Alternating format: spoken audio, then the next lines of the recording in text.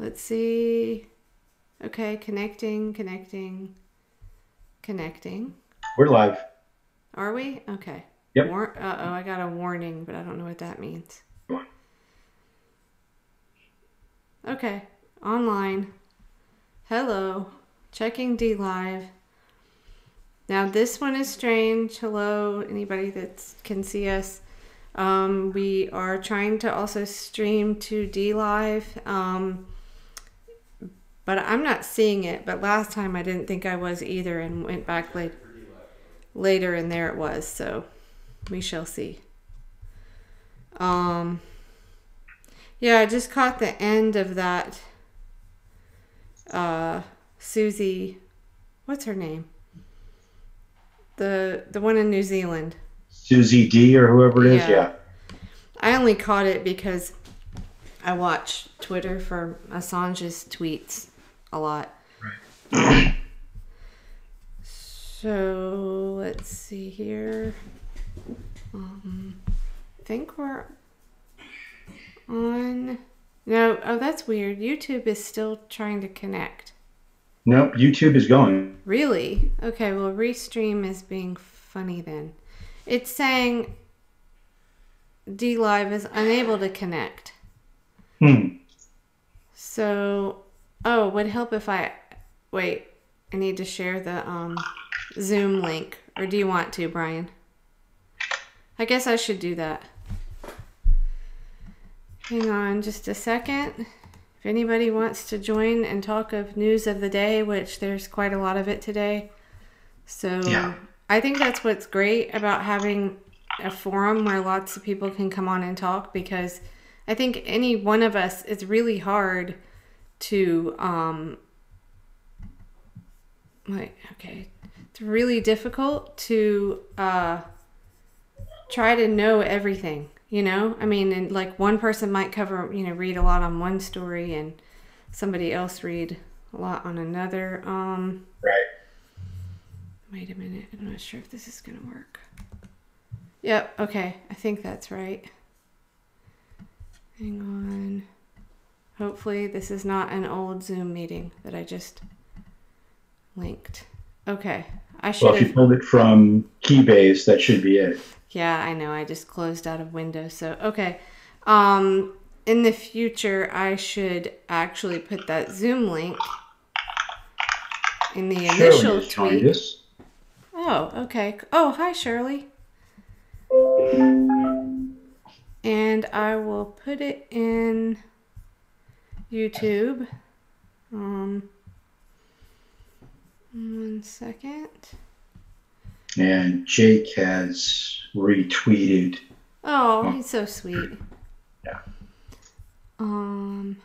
Hi Jake. How's it going? There we go. Okay. Just wanted to add this under my.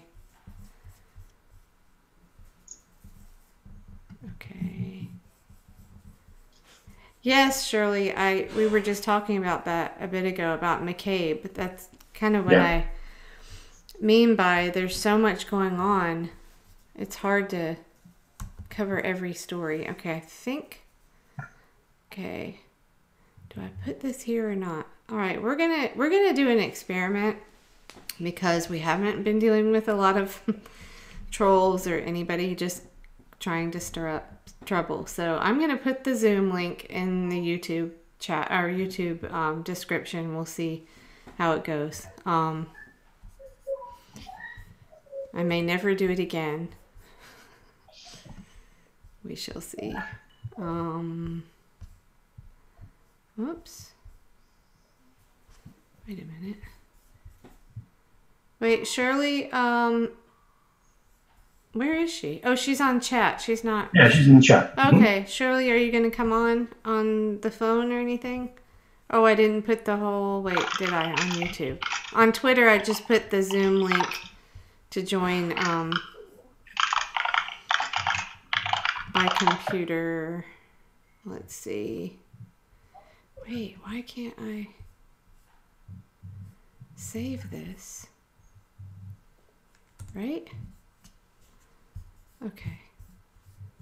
It's in the Is it it's there yeah, on YouTube? it's on the YouTube.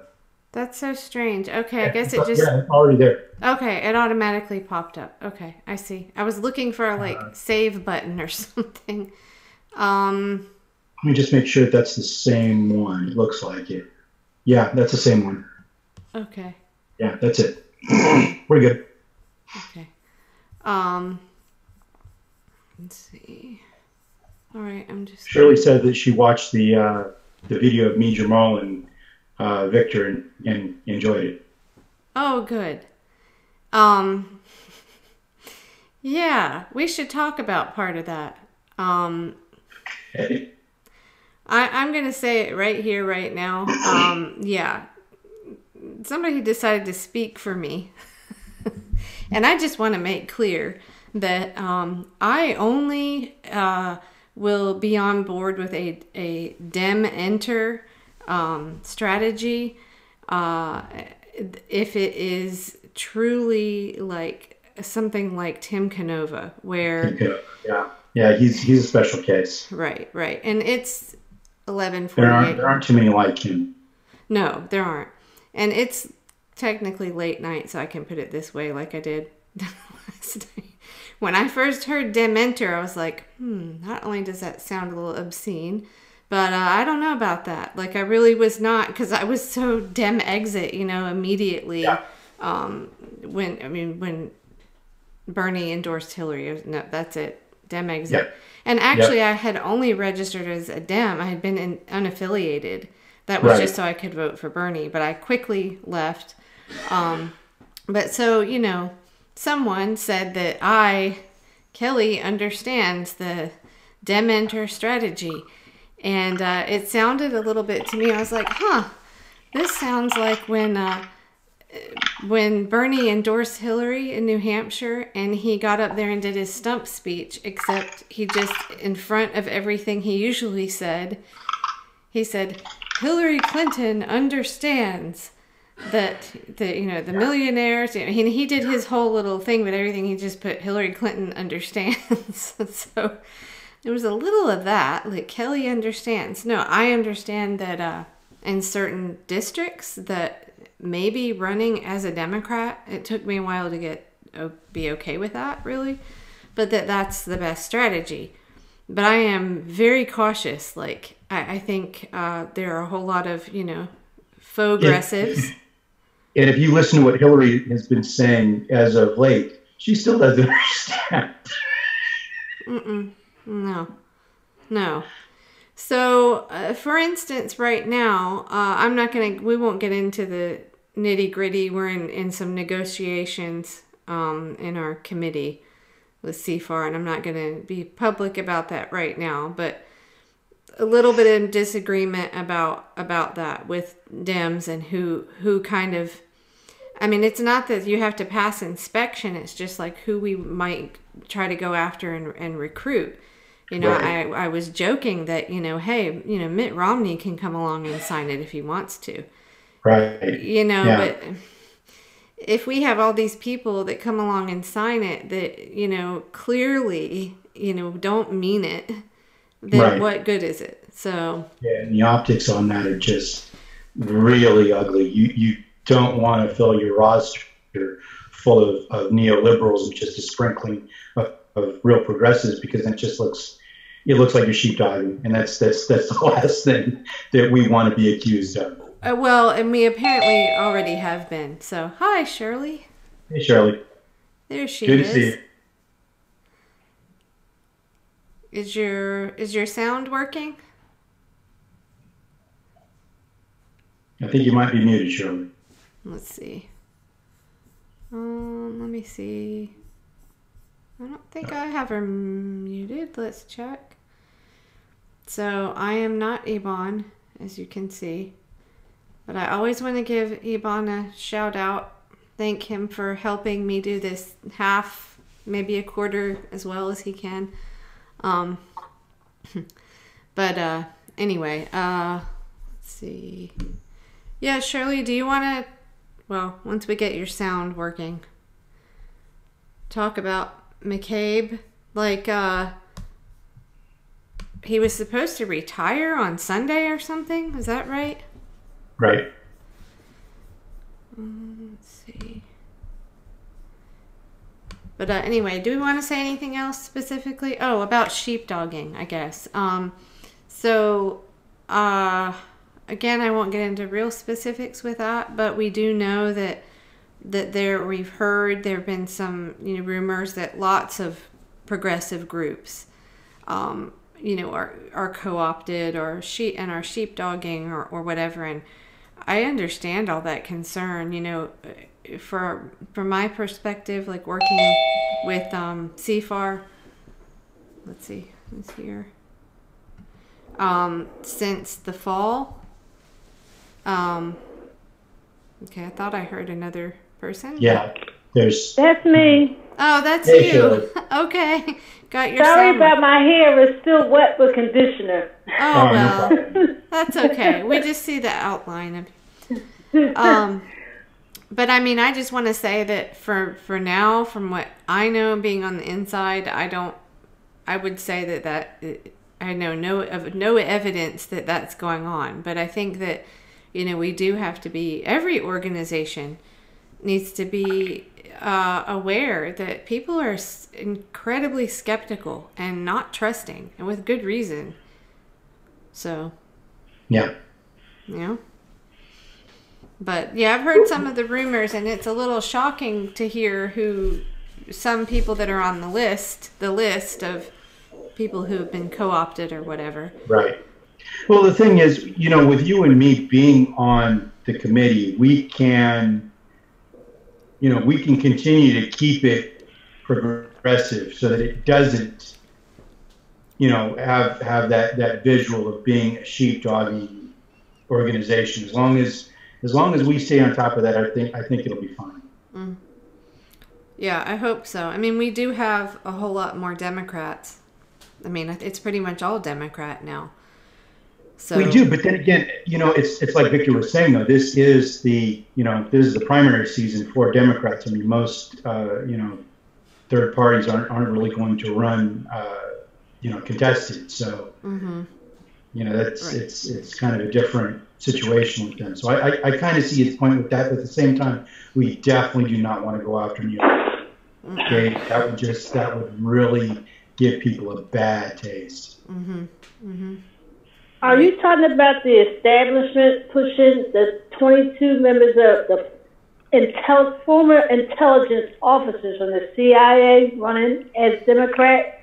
No, we weren't then. We were talking, but that's news. No, but that's a great, that's scary. That's crazy. Yeah. It really is. That is crazy. Yeah. And I thought of that today in context of, I started looking more into Connor Lamb and the race there. Did you? Oh, he's a joke. I'm from Philly, so he's not far from my area. Okay. Well, if you're saying he's a joke, then I'm going to have to side with you on that. Well, he's definitely a centrist, and the thing that really alarmed me, now that I'm really paying attention to election stuff, is that they said, I think I don't have it pulled up in front of me, I want to get the numbers right. It was something like, they said it was a razor thin win, right. With only because of something like, I don't remember, 1,000 or something like that, absentee ballots that came in. Right. And right. I instantly, raised an eyebrow to that. Like, wait a minute. Yeah. And apparently there have already been some Republicans are saying we should have a recount on that. Yeah, because they didn't know about absentee ballots are done early. Huh. Well, yeah, let me see. So, but I thought about that in context of the CIA, taking over the Democratic Party, and just I had this sick feeling when I started reading more about him, and they were like, oh wait, here's the New York. Hold on. I got it somewhere right here. Yes, Democrats can run the Connor Lamb strategy over and over across the country. Basically, he barely won. I know. Yeah, I know, but they, it's like when the guy in Alabama just barely eked out, a win over the child molester. They're like, "Yay, we're winning." And look, he's voting along with the Republicans now. Yeah, that's not surprising. So, Not surprising. but it really concerned me because I saw this and I just went, okay. So this is what Democrats going to mean now is. But like this guy. The question: why would the CIA even waste their time? I mean, the Democrats are already working in their behalf, so why would? I mean, to me, it just seems to solidify it more. They want to have full control of the government. If that's what they're after, that's the of any party that would be the Democratic Party would be the way to do it because. There's no resistance going on here at all. Well, the Mick resistance, as we call it. It's so nice to hear your laugh, Shirley. I haven't heard you in a while. But yeah, what's the good to have you on. Hashtag that resistance, boy, I tell you. Boy. They really resisted and voted on that bill to remove Dodd-Frank. They resisted. Oh yeah, right. Hey Brian, you had a little bit of a glitch there. Not bad, but did you change things back with your? Are you on the wired connection? No, I haven't been able to get it yet. I'm still using it. Oh, okay. So last night when we had the meeting, it was probably just because there weren't a lot of people on then, huh? Yeah, and I don't think there are that many on tonight. I was checking the my signal, and it's been pretty strong for the most part. Okay, just occasionally it jumbles up. You guys were the one last night? Do what? You guys were on last night? Oh, no, we were doing... So, Brian and I are both now on the CFAR, Revolt Against Plutocracy CFAR Committee. This was... the organization responsible for Bernie or Bust. Right. Yeah, because Vic started that. Yep. So, we've been working on that and recently started broadcasting on Tuesday nights on the Real Progressives Facebook page. And so I'm actually really excited because this Tuesday I got Ray Lutz to come on.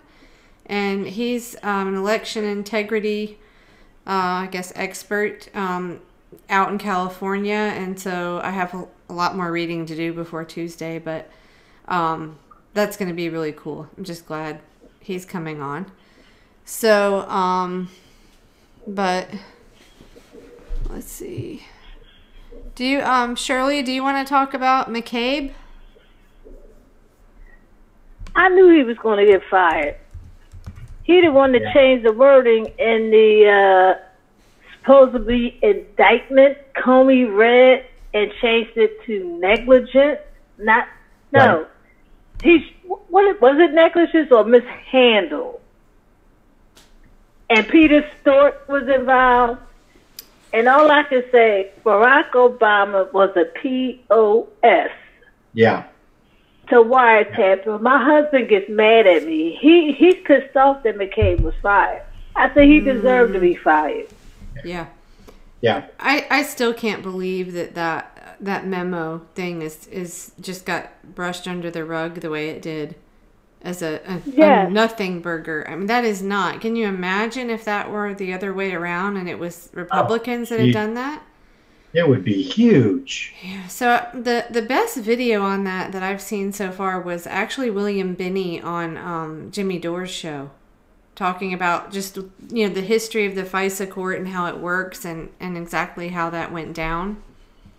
But it's crazy to think that this stuff is going on, and most people just don't know. I mean, I didn't know all the details. And also last night, a former CIA, her name is Cindy, I forgot her last name, I think it's Rich.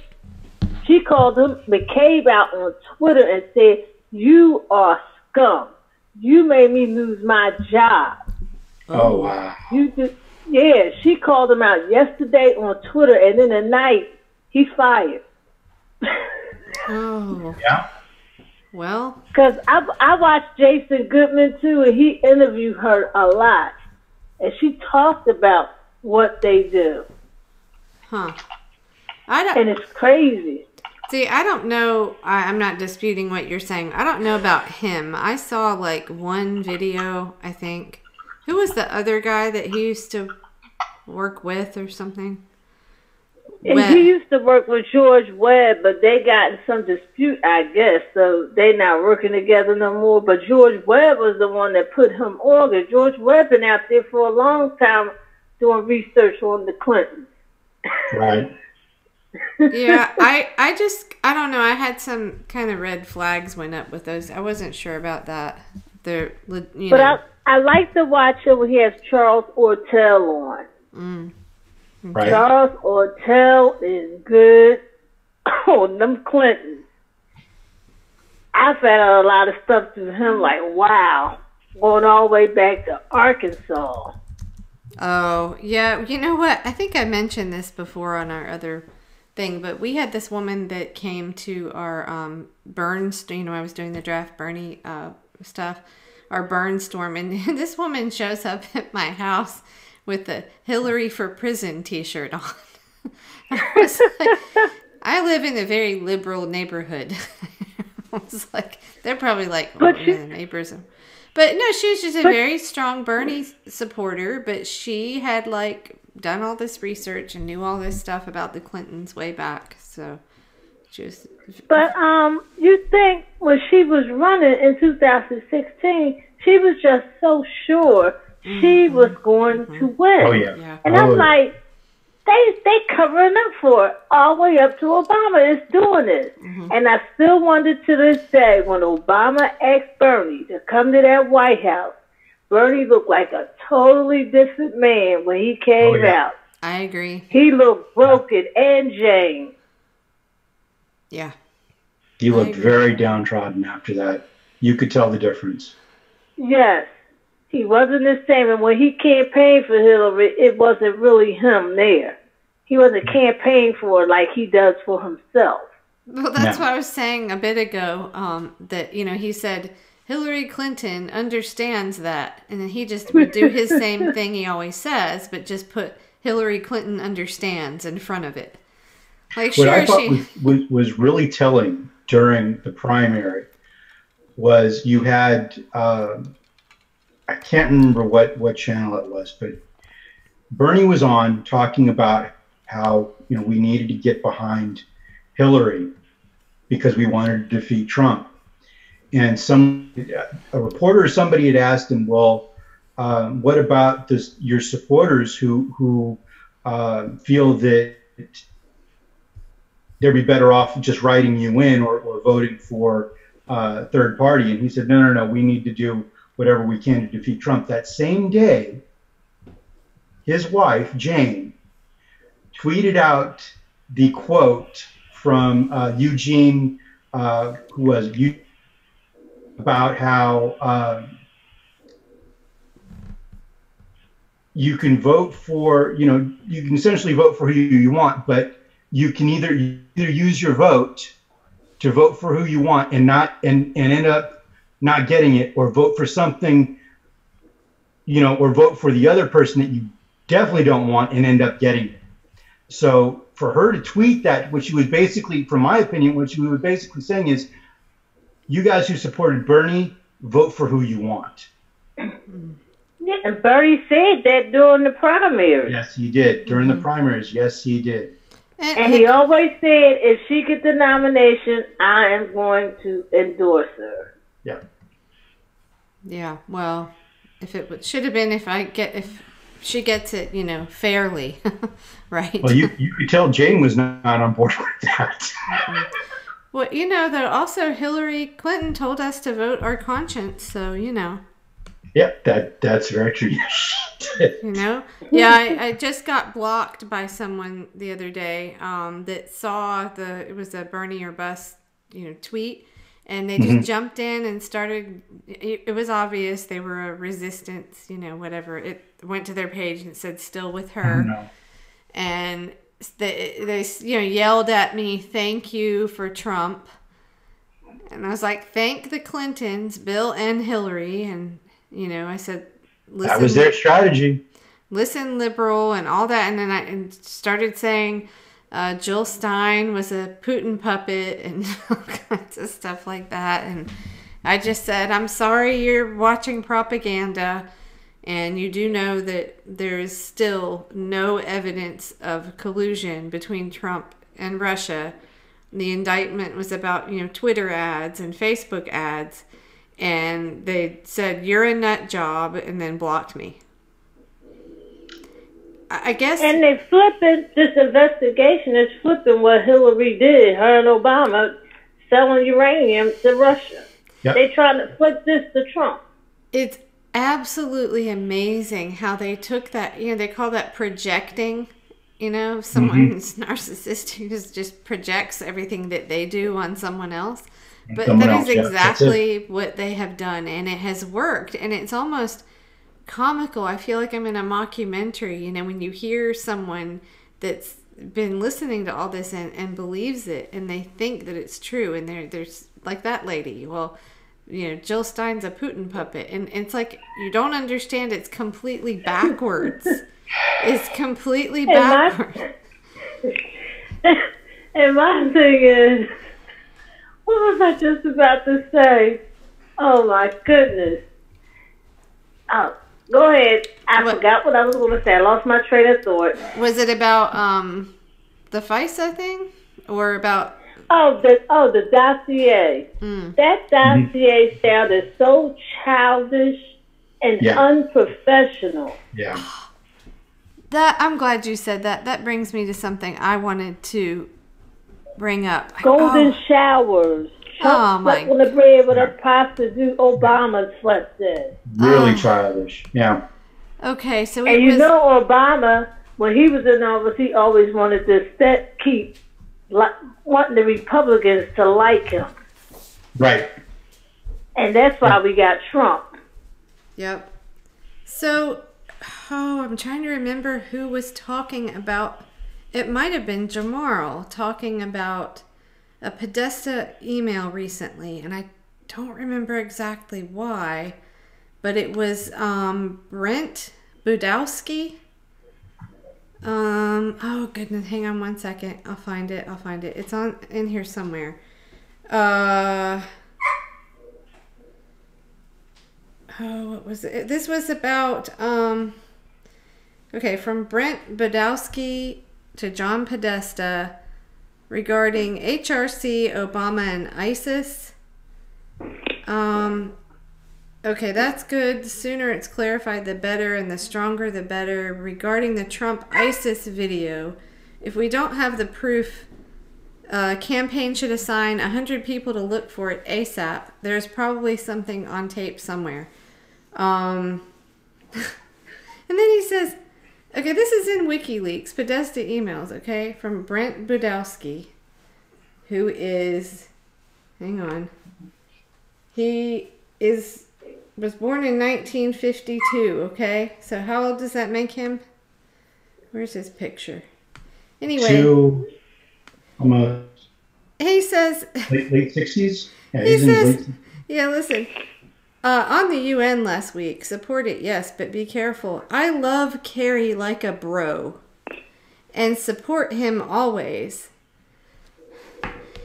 Can we not have our, upper official, I love him like a bro?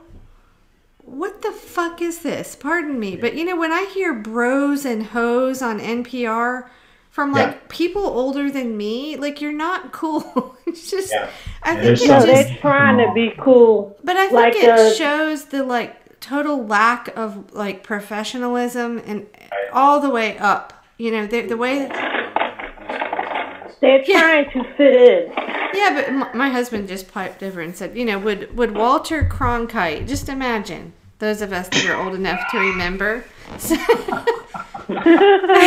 Right. Bros and so I think, you know, I don't know. I was mopping my floor today just thinking about it, and you know, I was kind of raised by my grandparents. So, you know, they were born in the 20s, and I guess in some ways I'm a little old-fashioned with things like that. Like, I think that when their generation was the old guard, you know, in the media and in the government, there was this different level of the way things were done. You would not have found "I love Carrie" like a bro in an important email. And I think right now we're seeing this, like, this behavior is shit, is what it is. It's shit. And it's everywhere. And, you know, we've talked about this in, like, you know, how it goes in private chats and stuff. But I think when you see it with our government officials talking like this, it's not just Trump that sounds like an idiot, you know? Yeah. But I can't remember what made me think of that, or why Jamara was specifically talking about this email, but that's because I mentioned a dossier. Oh, that's right. Yes, thank you. Right. Train of thought there. But yeah, it's just the level of the language and things are just, I don't know.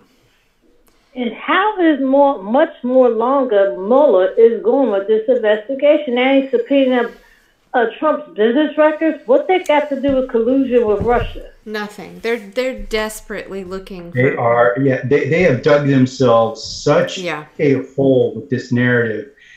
Yeah. Whatever they can at this point to justify it, because if you look polling, the American people aren't buying it. Not for the most part. Most of the American people aren't buying it. They realize that this is a real red herring, and there's really not anything to it, and it's a deflection tactic. They got to come up with some reason for why Hillary, who spent billions of dollars, I think it was over $2 billion in her campaign, and still managed to lose. They got to come up with something. And she's still out there talking in India, almost slipped down the steps, and I heard today she may have fell and broke her wrist today. Oh, really?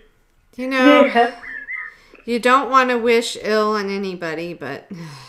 That's why I call her the C word, and I never call women that.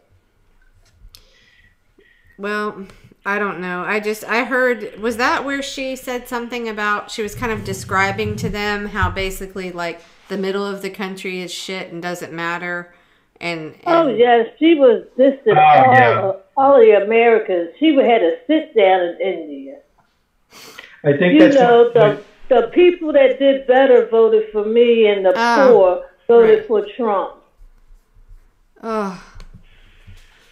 If you follow Peter Douche's liaison on Twitter, the guy is hilarious. Yes, he is. He goes by what is it, silly rabbit? Yeah. I think his Twitter tag. But he's got a hashtag that I think he just started using. Hashtag still with me.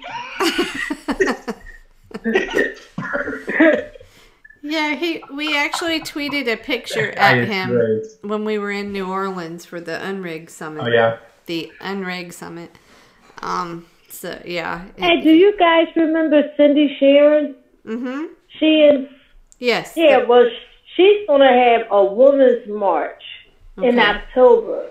You go to her webpage. Awesome. I did when you... At the Pentagon, and she said her march this time won't be co-opted by the Democrats, because her anti-war march was co-opted by them, and that's why it fell. Oh. Yeah. Okay. When is that? October? Yeah, but just type in Cindy Sheehan, and you should find her page. Okay. No, I did. When you mentioned it before, I think you sent me the link, and I was looking at it. She's the one who her son was killed in Iraq, right?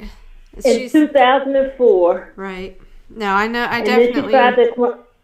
She tried to run for Congress. Nobody would endorse her down in Washington. Big surprise, right? Yeah. Yeah. Apparently we are on D Live. Okay, well, I'm Oh, wait a minute. I think I did. No, we're on. Okay, we're on. We're learning. We're using Restream and all these tools that Yvonne taught me how to do. So, think there's a... Well, I hope YouTube don't start censoring you guys either, because they are really doing it. I mean, Tim Black is banned. Well, we talked, well, we weren't, I think this is the first time we're really on DLive, so, but we talked about how we were going to say some things, you know, at the beginning, how, you know, for me personally, I do actually have some journalist training, and I'm a huge skeptic. So I, like, for instance, the Vegas stuff, I just wouldn't go there. There's certain things that I'm not going to cover because I need evidence, just like I don't believe the Russia stuff.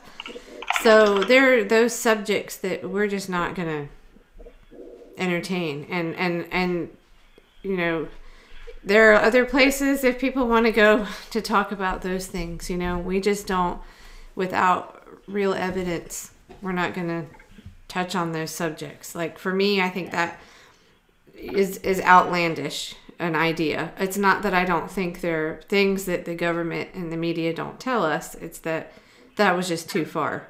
And I actually got blocked by Debbie for saying that. It's just too deep a rabbit hole to go down without any substantial evidence. I mean, because that can take you, I mean, really down deep if you just let yourself go. Because when you don't have any evidence, I mean, at that point, you're kind of just making stuff up as you go. Mm-hmm. Right, and we got into that. I guess we'll do this another night. I'll be more prepared because I kind of started looking into this and got sidetracked. But we talked about the whole disinformation campaign. What was the guy's name? Cass something. That's a program, a government program, you know, to put out all this disinformation to sort of muddy the waters, so that, you know, I mean, how do we know who might be doing that, you know, to cover up? We know there's plenty of evidence for election fraud and stuff, and I think certain people were really good on those subjects. But other subjects, I think, are just, there's not enough evidence there. It's too outlandish without evidence. And it muddies the waters of the stuff that really has some reason to question it. And so that's what we're going to try to stick to. So we're not a conspiracy theory group, I guess. We'll put it that way. So...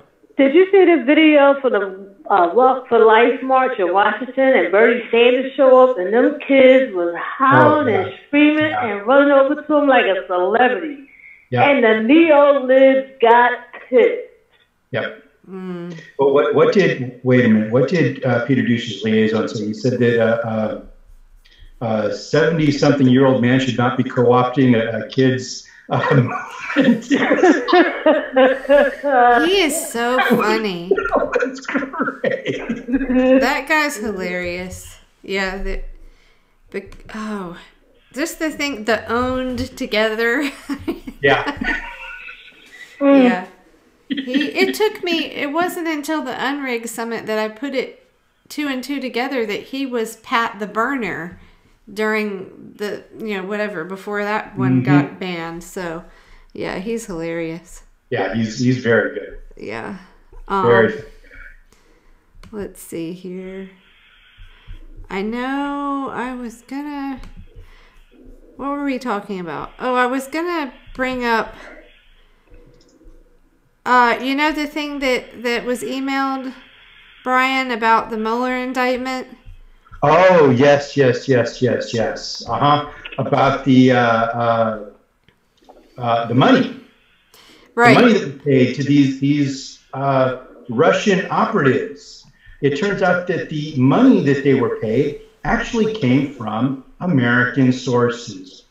Holy crap. Now, did you find that passage, that you found it in the Mueller indictment? Yeah, I think I did find it. I'll have to pull it up again. Because I trust the where it came from, but I didn't have a chance to dig in. It's in there. Yeah, it's in there.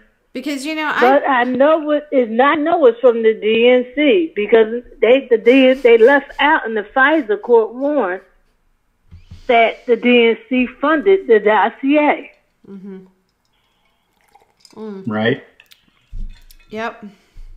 But I almost made that mistake one time on Twitter. I almost retweeted something that looked like a legit, document or part of a document. And I stopped for a second and I was like, wait a minute, what am I doing? Because, you think about it, there's all kinds of stuff like that. And I thought, you want to make sure. Oh, it was about Maxine Waters. And that Okay. Yeah, and so, but I looked and it wasn't, in fact, true. I mean, it was a made-up, paragraph out of somewhere. And so I called the guy out on it, and he was, running for office. The guy he said, well, we retweeted it because someone shared it to us on Facebook. I'm like, wait a minute, you're running for office and you don't, verify whether something you're sharing out on social media is, accurate or fraudulent. So I think he knew, but he just did it anyway. Anyway, my point with that is I didn't find the actual that section yet. So before I started talking about it, I wanted to Here's the interesting thing. I looked at this after Victor sent us that email. Mm-hmm. And did you know that they bought this earlier on, the media sources, and they spinned it. They spun it. Like they always do. What happened was these operatives managed to dupe Americans online into sending them money to pay for these ads. That this was an orchestrated effort to Americans to funding basically a foreign government's attempts at sabotaging an election. Okay. So if you follow, here's the problem though. If you follow that logic, you have to ask yourself, well, okay, what has America done? What kinds of tactics has America used in other countries? Mm-hmm. Look at South America. I mean, this is nothing compared to the stuff that we've done in South America. Mm-hmm. Absolutely nothing. I mean, we put up puppet dictators completely against the will of the people. Well, they don't care about that. But if this actually states this, that it was internet, the whole premise is stupid anyway because it's ads. Yeah, where are we going to draw the line with ads? But if this really says, what I think it says, is that the Internet Research Agency got money from Americans, it makes it even more. But you're going to say that's the smoking gun? I mean, oh my God. Where does this stop? I mean, really. Okay, so this paragraph starts, defendants and their co-conspirators also use the accounts to receive money from real U.S. persons. But I'm trying, did you find that actual, do you know what page that's on in the actual Mueller indictment? I don't. I found it at work. I'm going to have to try to go back through it again. Okay, hold on. I'm just going to scan it because I don't want to be reading something on the air that's not, accurate. So I'm going to just see if I can find it. How many pages is this thing? Okay. You guys are good to even read that document. Well, yeah. Oh, wait. I can scan through it. Defendants and their co-conspirators also traveled and attempted to travel to the United States. Okay, under false pretenses. Okay, well, I guess that matters. It sounds like a fairy tale. Yeah. Through fraud and deceit, created hundreds of social media accounts. How many people make up a fake Facebook page or something. David Brock. The Yeah. time. All David Brock. It's just so stupid. Wait. Okay, no, that's not it. Defendants and... Okay, everything starts with defendants and their co-conspirators, each passage. So hang on, I'm just going to keep scanning. I just want to make sure that I'm not reading something Also Right. use the accounts. Okay. Also created and controlled numerous Twitter accounts designed to appear as if U.S. persons or groups controlled. Shirley, did you see that lady in Florida? I'm sure you did. In the CNN thing, it's been a while ago now, where Drew Griffin went up to her house and told her that the 70-year-old woman. Yeah. CNN is a joke. Aren't they though? But I loved her response, though, because he said something, It was being great. patriotic. And she's like, yes, I'm patriotic. And he's like, no, being patriotic. The Russian group you're promoting. And she's just like, what is wrong with you? It's hilarious. And they had the guy up in Russia outside of it supposed to have been a troll farm at the trash bin. Oh, I see nothing here but stuff like empty packaging from computers. This is comical. Isn't it? Yeah. I wonder sometimes if Hillary's sitting back drinking her Chardonnay, nostril breathing, and just watching all this and go, look what the whole world is doing just because I suck. Yeah, I don't know.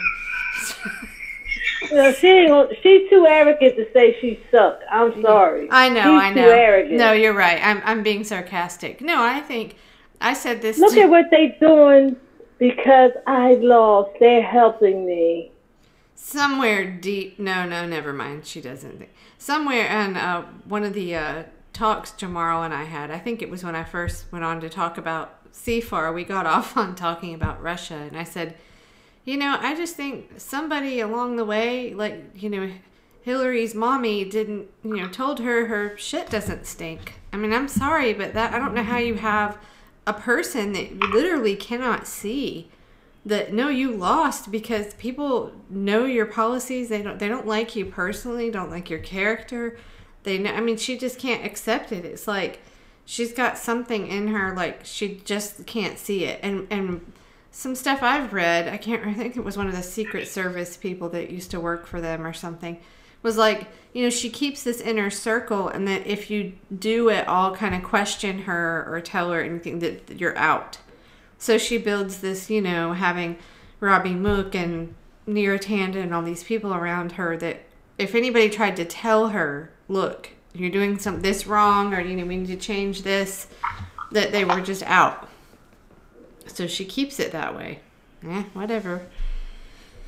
I don't know. Okay, I've only found the full document. I'm going through it now. Yeah, I have it in front of me, but I can't. It starts. Each paragraph starts with the same defendants and their co-conspirators. There is a way. Hold on, I'm trying to find how to search. Oh, right. Yeah, there is. Why am I not doing that? Yep. You can document itself for certain words. Yep. They did Brian and Kelly, I'm going to hang up, but I'll still be watching the show. I'm washing this stuff out my hair. Oh, okay. All right. We'll come back on if we're still on. I'm not sure how. We weren't really sure what we were doing. We wanted to test some stuff, but we're on, and we'll stay on for a little bit. It looks like it's working. Yeah, I think so. Cool. Okay. Well, I'm glad you came in, Shirley. Yeah, I had to save my 5 cents. Please do. Come back anytime and do it again. Okay, I'll be watching now. Okay. Good night. Okay. All right. Let's see. Oh, it makes a cool sound when you sign off, huh? Hold on. Where it is. Yeah, I named this the Speakeasy again. I didn't know why. What? That works. It was like halfway through. Hold on a second. Defense that hold on. I'm just checking.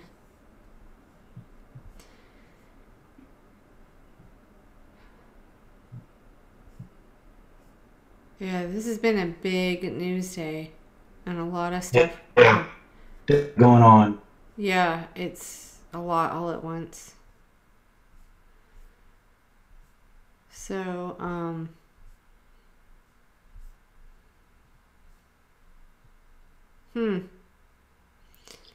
I'll read something that I just came across while you're looking. Okay. It's from something Jamal retweeted. But this is the gutless, spineless Senate Democrats that voted with Trump and Wall Street to deregulate the banks.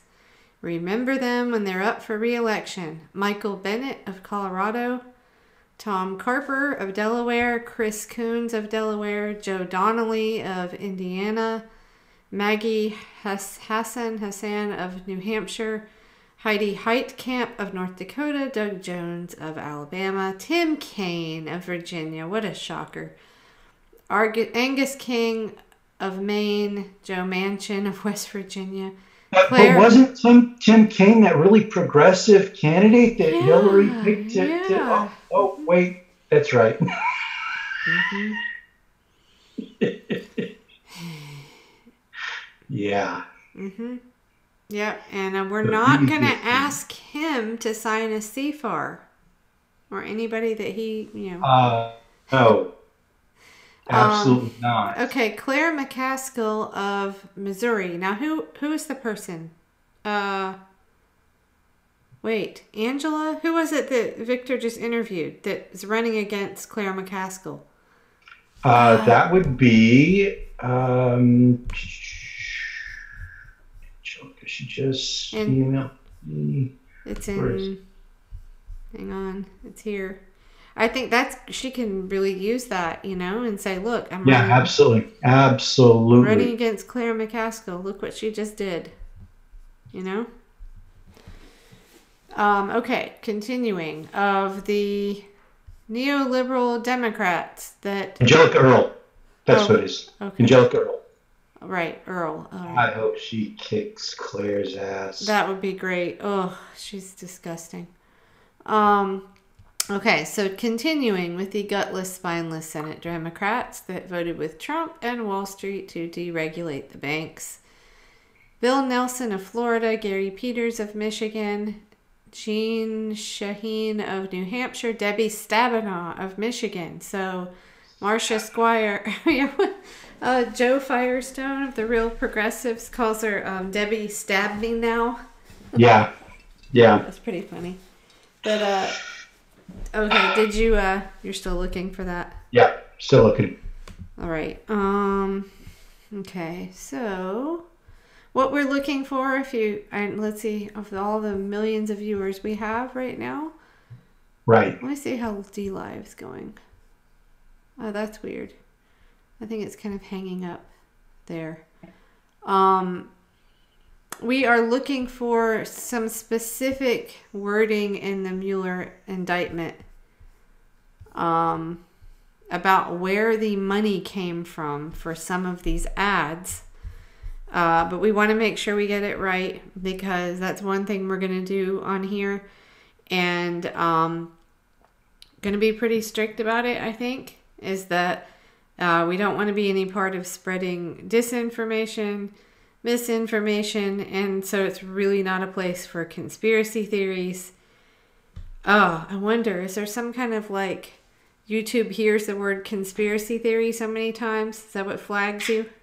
Could be. Okay, well, there are things that people call conspiracy theories that have some real legit evidence that we would discuss, that we'd talk about. But a lot of things, like Vegas being dummies and things like that, Pizzagate, we're not going there. So right. There's plenty of other stuff to talk about that has some real evidence that we can dig up and discuss.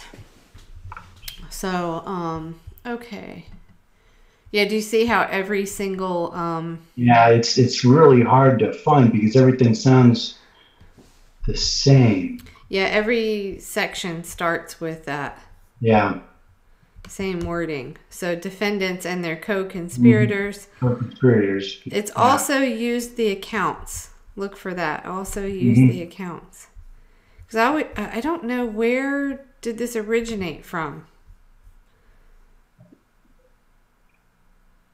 This person that sent this.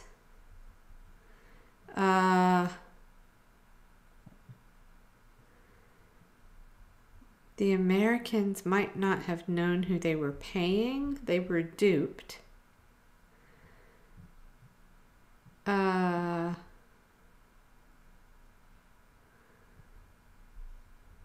Still, I think the whole point, though, is just Hold that. on.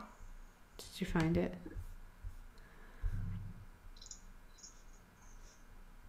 Yep, found it. Okay. It's on page 34 of 37, Okay. 95th paragraph.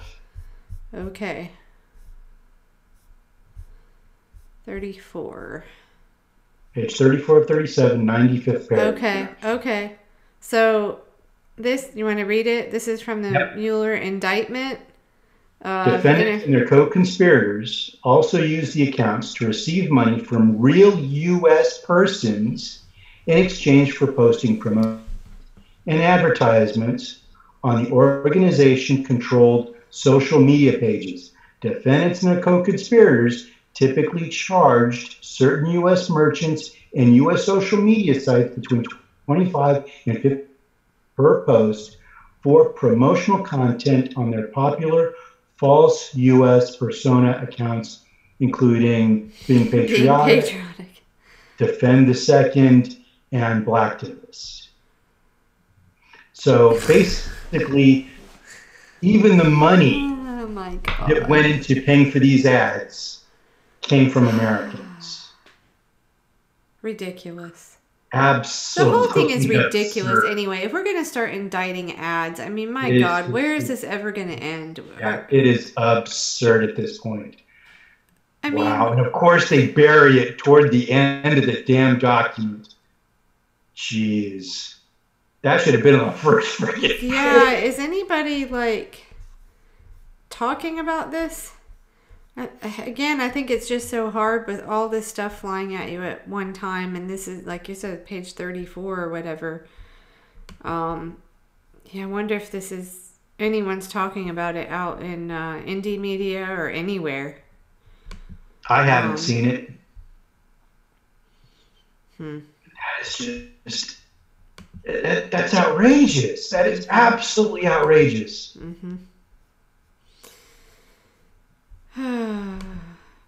Well, and the thing is, too, I think I can't remember. I'll have to look at this. Maybe this even states it. A number of these were even retweeted by Hillary's own campaign, if I remember correctly. Interesting.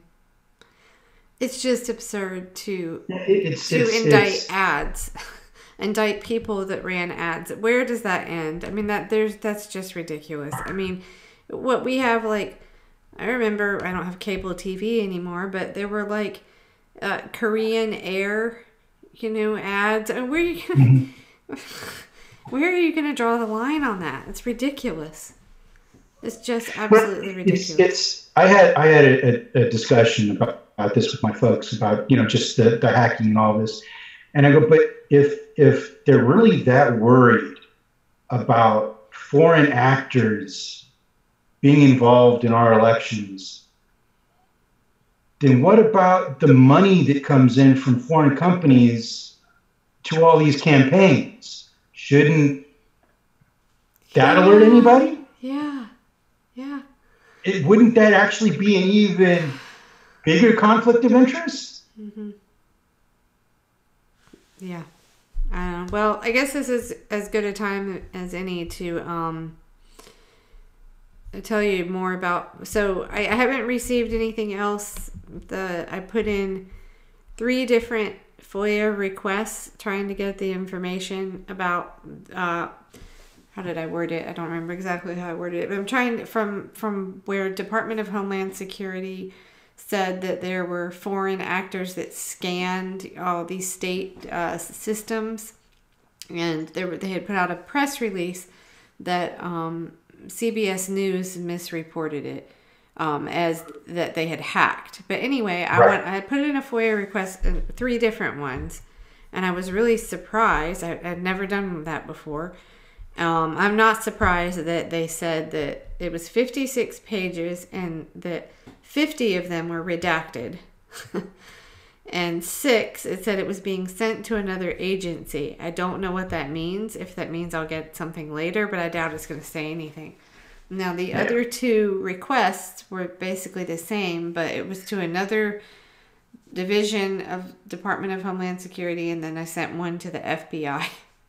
Right. Because, I need to call attention to that. Right. And get put on as many lists as you can. Right. Why not? I'm harmless. We're just talking, but I wanted to know, well, okay, what is it? Are they IP addresses? Why can't we know what those are?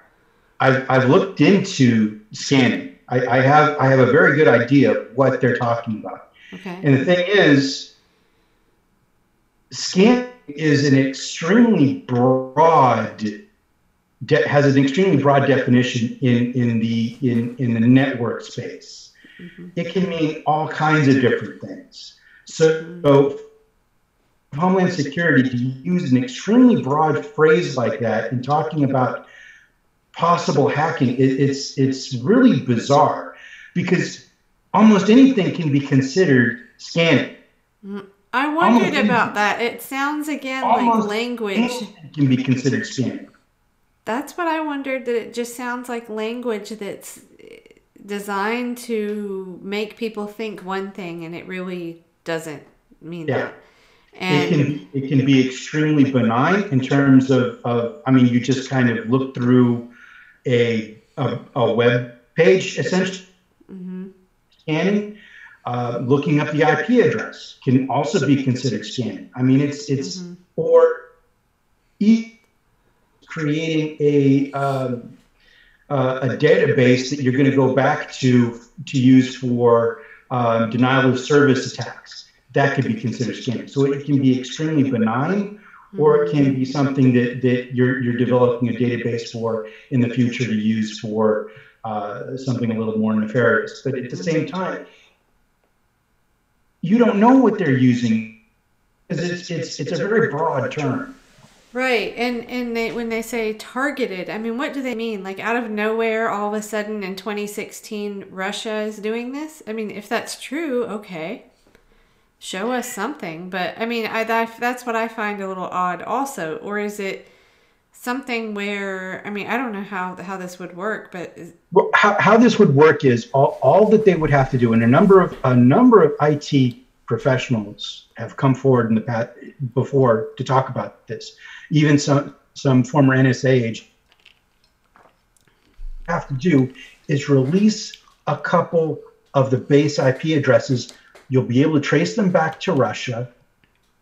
Mm-hmm. Boom, and that wouldn't jeopardize anybody's privacy, because all it is a base IP address. Right. So why is it redacted? That's what's so troubling about this, is there's no need for it to be. Right. There's absolutely no need for it to be. So that's what that's what I was told. I'm going to try to find my mountain here of stuff, but that was the wording. It was 56 pages. Hold on, it was from Monday. Here we go. Says this letter, okay, a search. Okay, so see, I wasn't really sure where, so that's why I put it in several different departments. So this was Department of Homeland Security, but the Office of Intelligence and Analysis. Let's see.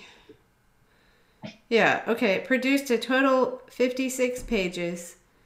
Based on the review, okay, it says 50 pages are being withheld in full. 6 pages are referred to another agency. I'm sure, I just haven't had time. I should look and see what that means. What people, I'm sure, have gotten this response before. Okay. Okay. FOIA exemption 1.5 USC. Okay. FOIA exemption 1 provides that an agency may exempt from disclosure matters that are A, specifically authorized under criteria established by an executive order to be kept secret in the interest of national defense or foreign policy, and B, are in fact properly classified pursuant to such executive order. Right. That's what we've got. Snork. It looks like Air Force Max and Rainbow Boom and Stevie also in the chat. Okay. Anybody want to jump in? Hello, Snork. Hey, Snork. My sister's still kicking. My sister had her scans, and well, he and I talked privately a bit about it, but okay, yeah, a while ago, but yeah. Anyway, she had like whole brain radiation, pretty serious, but seems to be working. That's okay, good. Yeah, for now, pretty scary shit. Anyway, so this says 5:52. Hi, Snork. Hey, Snork. Good to see you. Very nice to see you. How have you been? I think he's muted. Oh, wait. Did I do that? Or... Nope, that's you. I there did. You go. Okay. How are you? Yeah. No. If she's on brain radiation and Temidar, that could buy her a lot of time. Well, she decided, so if anybody doesn't know the story, and sorry, we'll get back to the other in a minute. There are 4 of us. The third one, she had breast cancer, and then October 19th, they did a PET scan. She had spread to her brain, which is really, really bad. And she opted to do whole brain radiation. And I swear she has no side effects at all. It's the craziest thing. Wow. That's that. Nothing Wow. at all. No cognitive, nothing. But Jeez. the crazy thing was that was October 19th. November 4th, my youngest sister died just out of the blue suddenly from an abdominal aneurysm. And she was only 35. So I'm not going to talk about it or I'll cry, but about that. But so we thought, she's a goner. And then my other sister just exited stage left. But anyway, so she had this whole brain radiation. And, the prognosis with this is not good, but she just had a PET scan and it was clear. So I don't know what that means exactly. They'll have to do an MRI next month, but I don't. Yeah, an MRI with contrast to be able to tell if it comes back. But my recommendations from what my wife tried that bought her the most time, and what her neuro-oncologist professor thought that bought her the most time, was the complete discontinuation of potatoes, tomatoes, avocados, and chocolate. Oh, wow. Do you know what's funny? She doesn't like any of those. Okay. And really doesn't. That's interesting. She won't eat tomatoes. Yeah. Or avocado.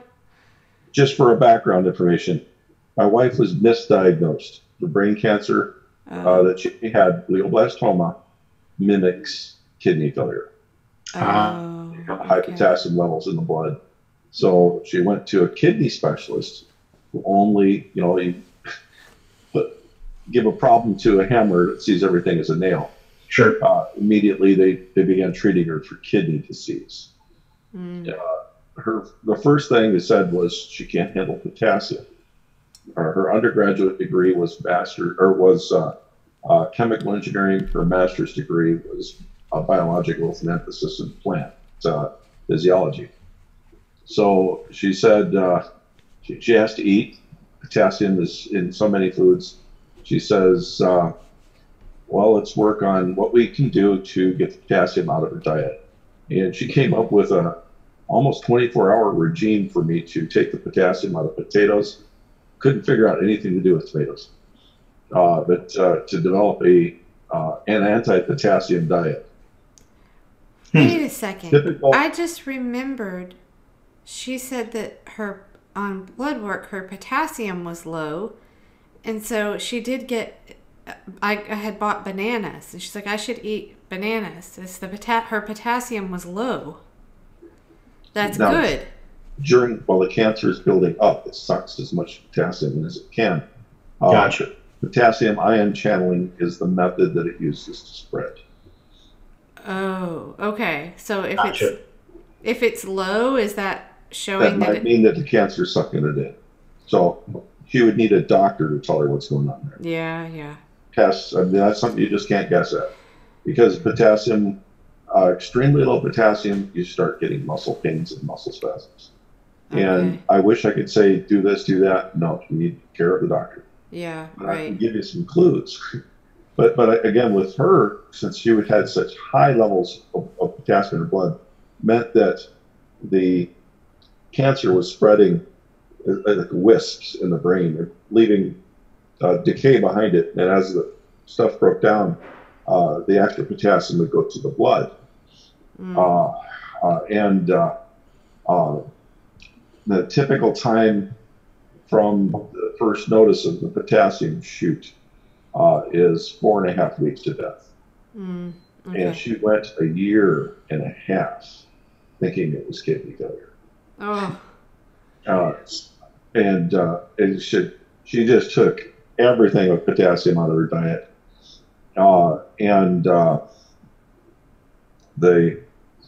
When she had her first coma, she was feeling sick. As after 1.5 years, she says, I've got to have some meatloaf. She liked the meatloaf I made. I used 2 tablespoons of tomato sauce and put it on top of there. Since that was the only thing different that I knew of in her diet, when she was feeling strange, it took her to the hospital. She was unconscious within minutes after we got to the hospital. In the emergency room, I said she had a problem with potassium. She asked for some tomatoes. I gave her some meatloaf at I gave her what time, and I said, could you check her potassium levels to see if I overdosed her in potassium? Her potassium levels were 4% within fatal range. So immediately they thought it was potassium failure or poisoning. oh,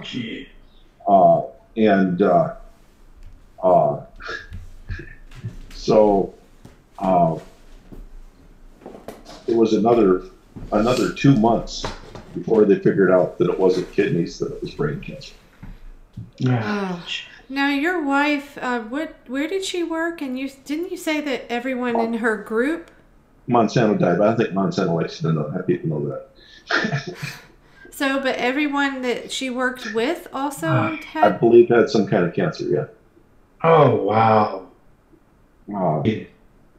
But as I even, afterwards for death benefits, I tried to contact her boss. And she had left because of cancer. Wow. But the thing with the potatoes, though, is just how much is in stored up in the body is the clue.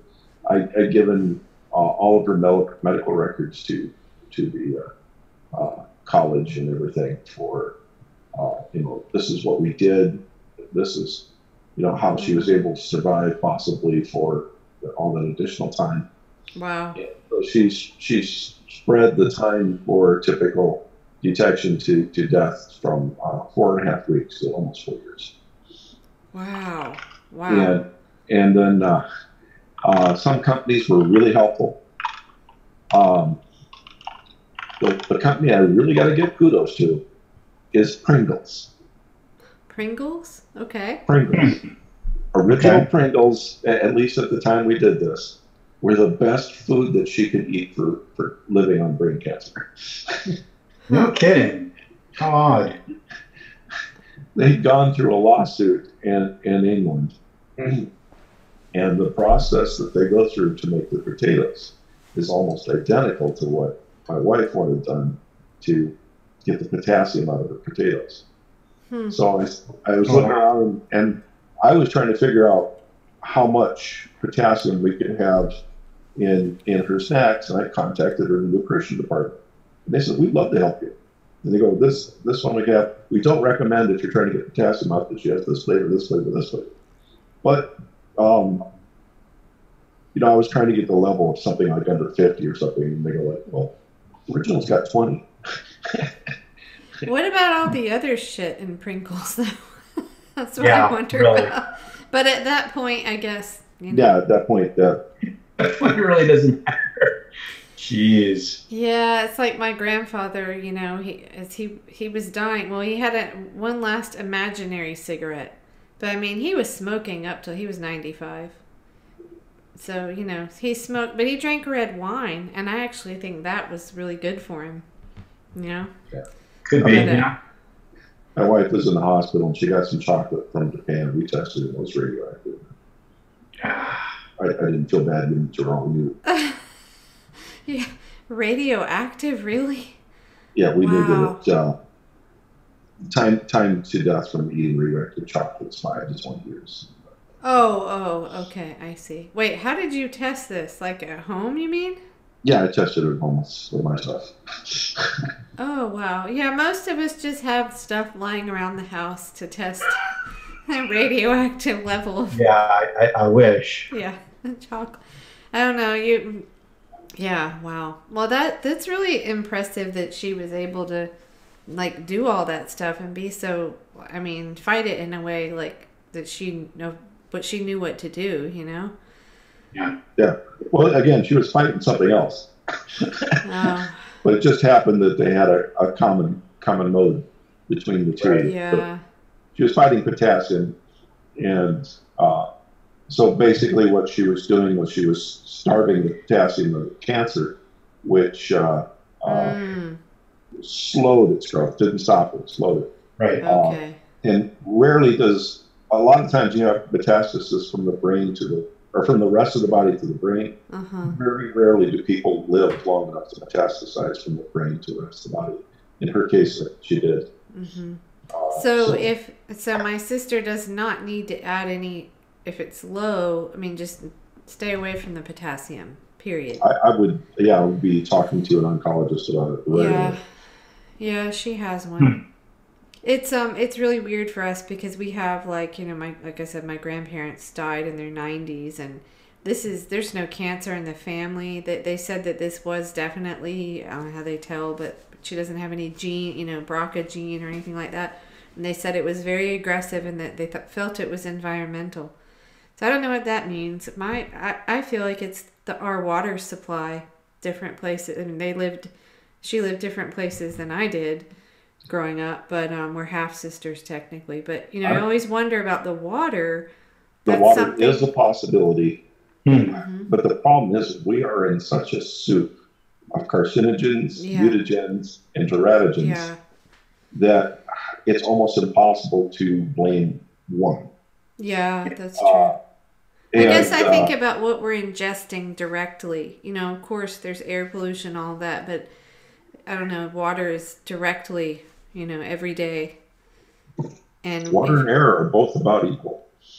That's true. We are that subject to it. Yeah. We see through the air, and we don't think of it as this fluid. Right. And water, oxygen, or the air that we have is just a more or a less dense fluid than water. Yeah, that's true. It is a soup that you can only see when there's a sunbeam going through it and you're shaped. Mm-hmm. Well, the And you water. start seeing all the little flecks. Yes, yeah. But the And water, when you look at a water quality report, just your local, we used to live out in Chatham County here outside of Chapel Hill, and it had I don't know what was up with their water system there, but we got so many reports of like, don't drink this level's too high of this or that. And so it's not just contaminants, it's like the things that I can't remember the name, Snork, I'm sure you would know, but the cleaning agents, like this level got too high of this, don't drink the water, and you just wonder like how often those levels are close enough to dangerous that they don't flag it, but you're still drinking it, and I mean, if you filter your water, you don't know. I always used to check, I can't remember, I think it's NSF, and they would rate the filters. that's correct. Okay, because they would rate the filters because they're not all equally good, right? But you That's don't right. even know. You can get some information about this filter filters this out and this out, but you really have to dig in and do a lot of research to figure out what's best to get. But does it even filter out those cleaning agents, or I don't know? Basically, the rule that I go by is if the water can drip through the membrane, why bother? Okay. And the baseline for me is RO.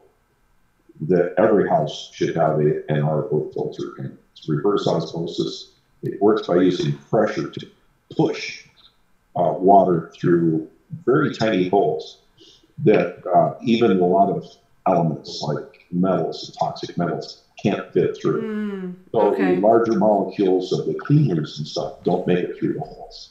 Right. The biggest problem is in use in California is to make 3 gallons of California water safe enough to drink.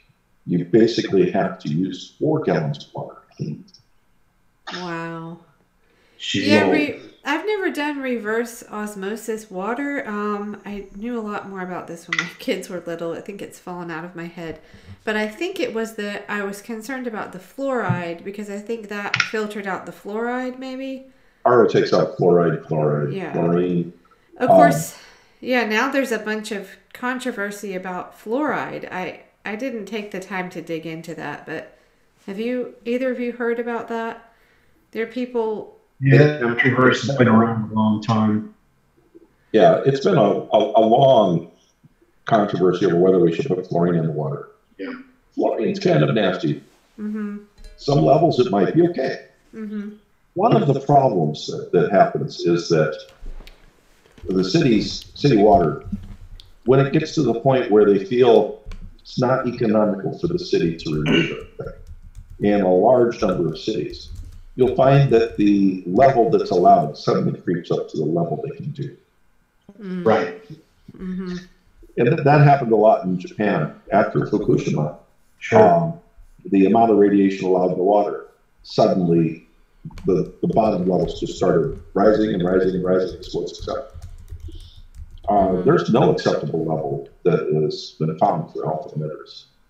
And on your water report, there has to be a special section that says what alpha emitters are found in your water. Right. So you go to your webpage for your local community. Your local community does not have a water report listed. They have to have it at their water department, posted on a wall for the public to see. And go through there and look for contaminants. Will be broken down into groups. There'll be one group called alpha emitters. Take that very seriously. There's no amount that's known to be safe. The next one, you're going to be looking at hexavalence, chromium. Right. Aaron Brockovich. Yeah. Yep. And then comes the other toxins like lead, uranium, radium. And then below that, you're also going to be looking at the hormonal disruptors, mimickers that are in the water. And so getting your water out and getting a quality is probably one of the easiest steps you can take to protect your family against several diseases. Mm-hmm. And it's not a cure. It's not complete prevention. It's just an incremental, large increment step forward. Yeah. The next is the types of contamination we're exposed to. Through the air, microfibers, things that are small can float along in the air, little eddies of wind. And that's why you see dust in the air. Right. Dust is everywhere. It's typical if you're not in a special room. 10,000 to 100,000 particles per meter is nothing. Huh. And if you're seeing a dust cloud, you're really getting a lot of stuff. Any large fibers to a cell might not even be visible to us. And if there's one cell in your body called a macrophage, and what it does is it tends to go around objects that are in your body that aren't supposed to be there, surrounds them and digests them with enzymes, and then they can get out of your body. Now, these macrophages can't handle fibers. That's why asbestos is so bad. Right. And it's why now they're discovering that a lot of cancers are being caused by talc, used for when children are babies. Uh-huh. Right. And so these are, in the 50s thought to be inert items, nothing that can harm the child. Go ahead and use it. And now we're finding that it's extremely bad. And it's very difficult to tell in a lot of cancers if it was the talc or it was a chemical. Mm-hmm. And that's why there are different levels of toxins, but the ones mostly concerned with cancer causing, which are cancerous, mutagens, which change DNA in somebody that's already grown, and teratogens, the ones that drastically change the DNA. Well, a mutagen changes the way DNA is expressed in the body, the way it expresses things out. Mutagen just changes DNA. No, it's teratogen. And the actual Latin root for it is monster maker. So in case we have anybody, I don't know how many we have watching. 7. Oh, okay. So say if we have anybody, well, I don't know, Snork, tell your background again. I'm just a manufacturing engineer. I would go into factories that were in trouble, figure out what was wrong, and correct them or help design a factory. Later on, I would go in and investigate what happened in a factory that allowed something very bad to happen. So, do you have a science degree or, sorry? Yeah, I do. Okay, I couldn't remember your... And, but I don't know, like for a car, instead of saying the airbag is bad or some switch is bad, I would look into what happened in the factory that allowed that switch to be made bad and figure out how that could be fixed. And that was considered more important to get done than finding a company. So I would be not working for the car company, not working for the government. I'd be just this independent person in between that wasn't beholden to either of those. So it was a third party. I'd go in, go through it. We tried as much as possible to not let the employees know who I was. So one factory I was known as the Candy Man. I would show up and get candy bars all throughout the factory. Radioactive candy bars? Those weren't radioactive, no. Okay. That's good. Well, we said we weren't, well, we said a bit ago that we're going to try to keep it, I guess I shouldn't say conspiracy theory free, because I think there's plenty of stuff we can talk about, but stuff, we like evidence, and well, we've got a scientist here, so that's pretty cool. But the fluoride thing, I knew there was something about it, and here's just a Vice article headline. This is from August of 2016. So, a deep dive into the conspiracy theory that governments are controlling us with fluoride. I thought that's what it was, but I wasn't sure. So, this is like, is fluoride in our water the biggest public health cover-up of our times, or just truthers having a rant? Wake up, sheeple. So, I don't know. I'll have to, this is another one of those. The Berkshire group or the Berkshire movement that kind of catalyzed around that? I don't know. There are so many of these things that it's that rabbit hole. Like, I see it and I go, okay, I got other stuff to do. So, so often these are conspiracy theories. What bothers me is how they hide the real problems. Right. Let's bring up vaccine, for instance. Mm-hmm.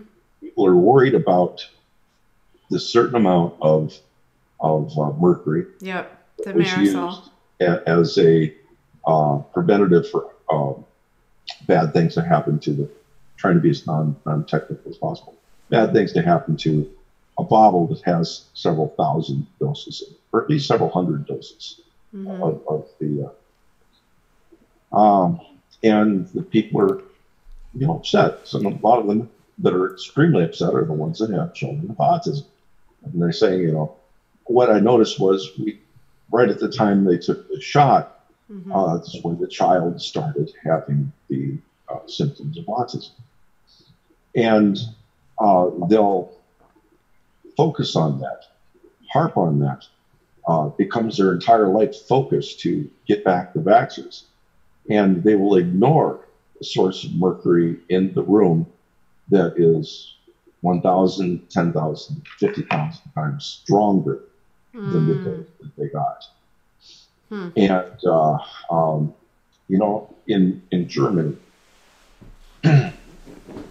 they have drills for the children from grade school up on how to evacuate the room if a CFL light bulb breaks. Huh. Right. Yes. So one broken CFL bulb is worth many, many thousands of shots. Huh. So to many people, the event of taking the child to the doctor is a memorable event. This is the first shot the kid ever got. It's a milestone in the child's development. Whereas a light bulb breaking doesn't even register. Right. Well, my feeling with that controversy was really, it was in the thick of it when my older daughter was born, and I guess still my younger daughter. So my option, I just said, do you have one that is thimerosal free? I'll take that one. Just because it was, I knew that the science had kind of come in later saying there isn't a link, but if it's available, why not? Just, there's any question about it. Would you have ever expected an anti-CFL light bulb commercial to be on MSNBC? No. No? Any connection there? Do what? Would you ever expect Rachel Maddow to have an article? I think she's had vaccine once, right? Right. Oh. Right. Has she ever spoken about CFL bulbs? No. For a long time, who was the major manufacturer of CFL bulbs? GE. Who owned the company she worked for? GE. Now, was it in Rachel Maddow's event to really bring up and harp on the thing? CFL, or not, I mean, the thimerosal was the problem, not what the most likely problem was. Right. So, if you want conspiracy now, theories, would that leach out at all? And from these bulbs, that's not leaking out? If they break, it certainly does. Well, yeah, but there is possibility that their leads cannot be completely sealed. What happens? But I mean, to me, too often the conspiracy theories, I just brought that up as an example. Right. Focus on something, people that are legitimately concerned jump on it. That has to be the answer. That's it. My kid did this. Yeah, I saw that. and something as light as a light bulb breaking to them doesn't register in the brain. Mm-hmm. So if I wanted to say conspiracy theories, I would be looking more like that. And I see this constantly in all kinds of things, you know, like the UFOs. Whenever anything comes up with a UFO, I'm reminded of the story of Roswell, where Project Mogul was going on. It didn't want people to know what was happening in Project Mogul. Right. It was important to hide Project Mogul no matter what. Mm-hmm. And one of the balloons in Project Mogul went down, and in order to get Mogul to work, they developed a way to use aluminum to seal balloons so they could go to super high altitudes. So they had this material that looked like metal, acted like plastic. And there was other tests used on the same bed where engineers and 4 others saw them. They made a couple of dummies, didn't exactly look human, came down. So they had a cover story in case the project failed. Generally, the military is very good at covering as many of the bases as possible whenever they do anything. So the cover story was ready when this balloon came down. What wasn't ready was some locals saw the joke dummies, and the balloon, and part of that Project Mogul turned into the U-2 project, which was very close to their chest. There was also part of it was the microphones that they wanted to hang at 100,000 feet in the air from these balloons. So, you know, the story immediately came out. It's weather balloons, you got to believe it. But the locals were saying, no, it was aliens, it was aliens, it was aliens. And the government was like, dude, they're not buying the cover story. You know, they've got to believe the cover story. We can't have them figuring out what it was. Try to get them back to the idea that it was a weather balloon. And the locals started running with it. We saw aliens. We saw metal. Look at this. It blew all over town. Aluminum foil you can bend and it doesn't freeze. So they go, this is alien. This is alien. So, you know, they're trying to gather up all these materials and stuff. Okay. You gotta know it's a weather balloon. And suddenly that thing dawned on them. This is a better cover story than ours. It's just so crazy Right. to think that's how that went. How can we get people to think that there's more UFOs out there? Yeah, we need the FBI's help. Let's create a project. Let's call it Blue Book. And go out to people and try to investigate them in a way that you can feed them to have more theories. So the book investigators would go out and say, was it long? When you saw this spaceship, did it do this?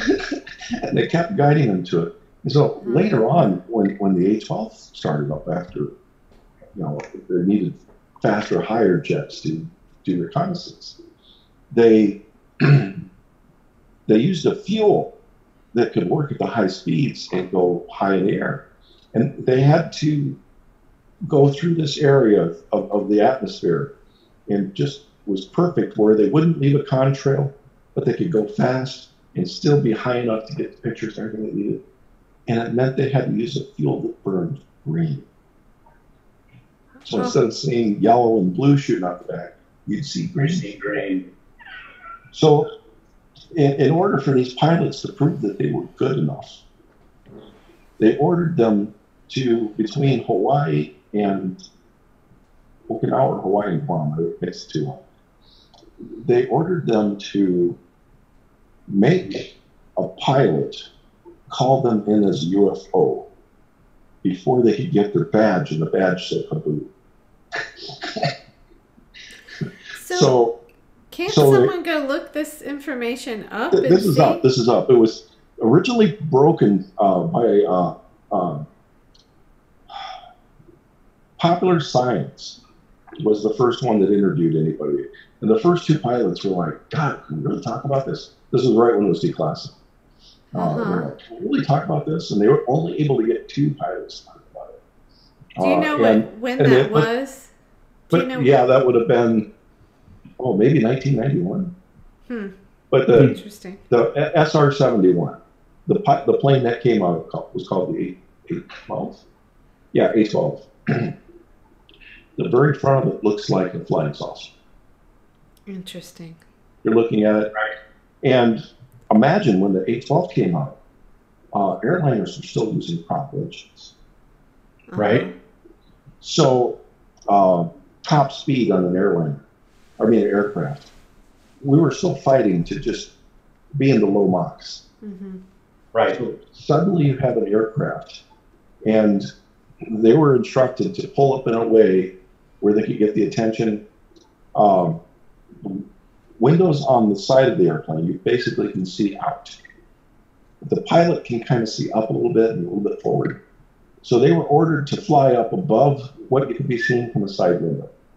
So the passengers would not see them. They would take the aircraft up so that their nose would just be up where the pilot would see it, looking up. And they would basically see a flying saucer sitting beside them. Right. Which would then climb a little bit.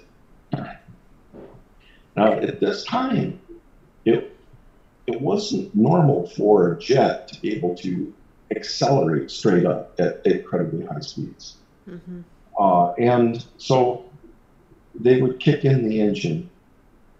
Big green flames would come out the back. Right. And it would go zip away. And then all of a sudden, there's a creature on your wing, right? Right, but no. Twilight Zone. These pilots would call it a UFO sighting. Oh, wow. And then at the other end, some happy people would meet them and say, "You saw a UFO? Did it do this?" Oh my God! You can't talk about it. Wow. So I get that talking about things, the trail shooting out behind it makes me think of the chemtrail stuff, which is another thing. Again, to me, I know you touched on that. People with the time to look at this, we have so many problems, and they are barking at leaves. But and I don't know whether I feel like. I don't know enough about it. I'll have to dig in. Maybe. I probably won't. But whether it's this fluoride in the water, or is it the same train of thought with the chemtrails? Is this all stuff that the government's controlling us by putting? Is that what they're thinking? We trust the people who are telling us the information. It's coming from friends. It's coming from other people we value. And we've built in this lack of trust for because so many people are lying to each other. Right. Yeah, so we had a big talk. With chemtrails, they'll go out and they'll test the snow. So, well, I noticed this happened at the same time that I had a snowfall. So I check my snow and I see a moon. We're living in a soup. It's just a very non-dense soup. Right. Leave a piece of paper on an windowsill for 2 years. Come back, it's crusty. Crap all over. You take that in and you test it. We're going to find the moon. We're going to find everything. After Fukushima, they even found curium falling from the air. Ooh. Yeah. Curium? Curium. Wow. Curium. Not okay. Yeah, not cerium. Curium. Curium. Yeah. Wow. You should never encounter a curium in your life. Huh. Well, what is it that people think that's coming out of these planes, that the chemtrails, what is it they think it is? There was a test in 1990 or something. I can't remember how long. It's been a long time ago.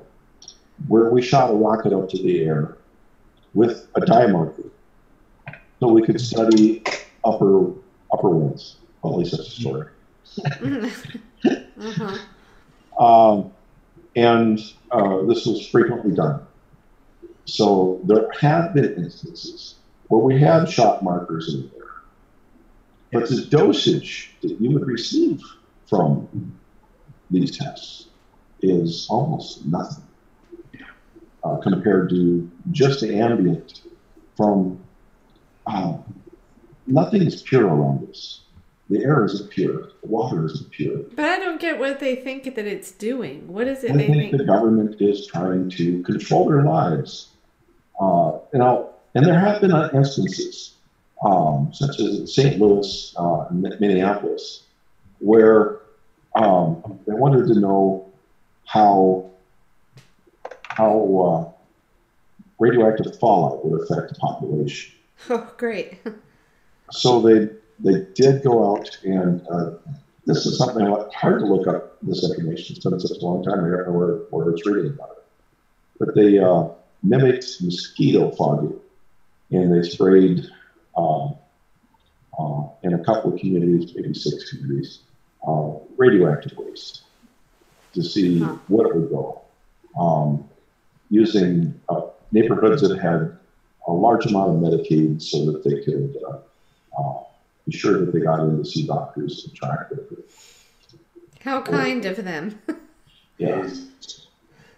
Man. And then they did real mosquito fogging in many other communities, say, country. So it's not like there haven't been instances where things really happen. Right. Now, well, it just so happens that you cannot run an aluminum titanium-based engine at high speeds for hours and hours and hours without a little bit of aluminum coming out. Yeah. So there's a little bit of merit to what they're saying. The people aren't figuring out the dosage on it. Right. During the Cold War, I lived in Iowa. There was an Air Force base called SAC. Wait, the old one or this one now? I'm back in Iowa again. Yeah. Oh, no. Okay. But you're back in Iowa for Cold War II? No, yeah. It's not my fault, I swear.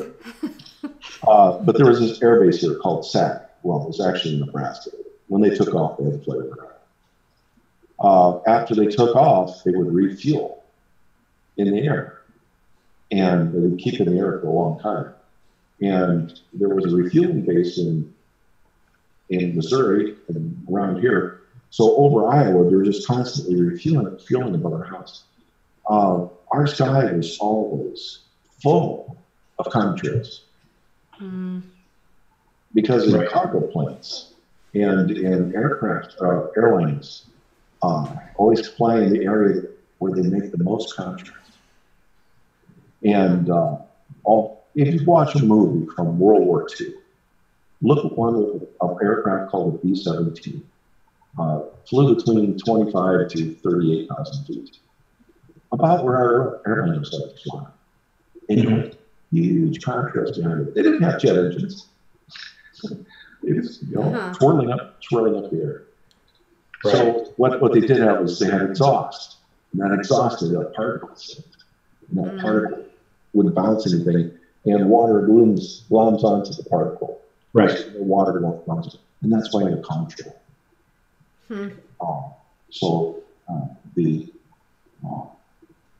It takes very little water, extremely high altitudes, to make little wispy clouds called cirrus. So you can't fly up really high without making clouds. And if you hit that range just under 50,000 feet, you're already back down in the middle where you can make clouds, contrails. And when SAC closed down, it changed the weather in Iowa because suddenly we didn't have all these cloud makers producing rain in Iowa. Wow. I mean, there's so much cool stuff to learn, so much cool science to learn, all the stuff you're saying. I think it's just, we talked about it not too long ago, and Jamarl talked about it on his show, is that there's just so much disinformation right now. People don't know where to go to get the facts. And you can't want the information so bad. Right. And that's where I think it happens is the people want the information. Yeah. They don't want to know the disinformation. They're trusting people. Right. A lot of times, like the solar roads, Jamarl just trusted that was good. and it was so bad. What was that? I think I missed that one. The solar roads. Oh, okay. Do you want to explain it? I don't know this. Oh, somebody had the idea that they would put solar panels in roads, replace all the roads with solar cells. Oh, okay. And you drive over it. Bad idea. And they would have lights underneath them so they could tell lane changes and whatever. About every feature you could imagine in these big. Well, first of all, solar cells don't like a tiny scratch. Right. And you can't have a rubber tire full of the dirt from the soup in the air, which all this grit and going over every day.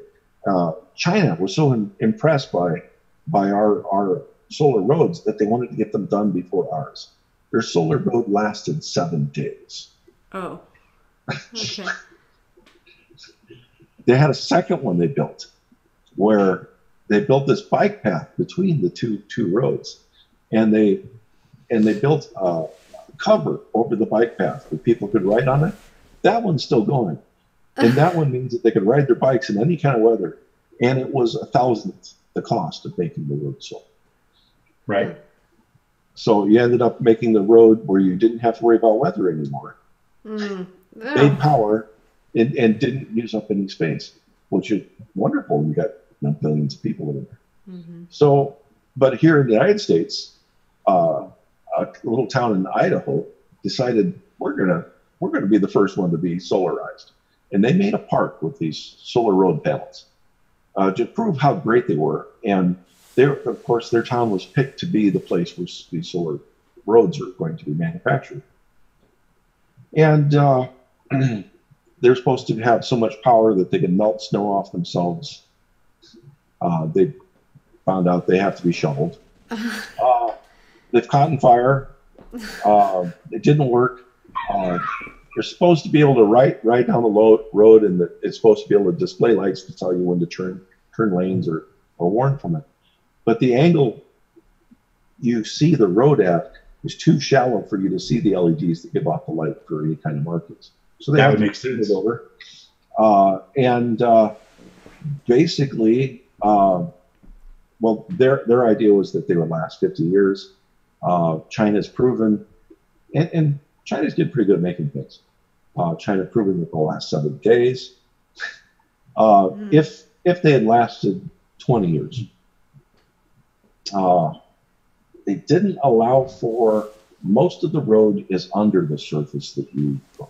There's this road bed that has to be put in. There's stuff that goes under the road bed. And to put in a road costs a lot of money per mile. But if you put on solar roads, it costs 18 times to 100 times more per mile. Jeez. Wow. So the right answer would have been leave the roads. Right. Sure. In New York City, you don't have a lot of places to put solar panels because a lot of people don't like to use their roofs for anything other than wealthy people. But most of the country is not New York City.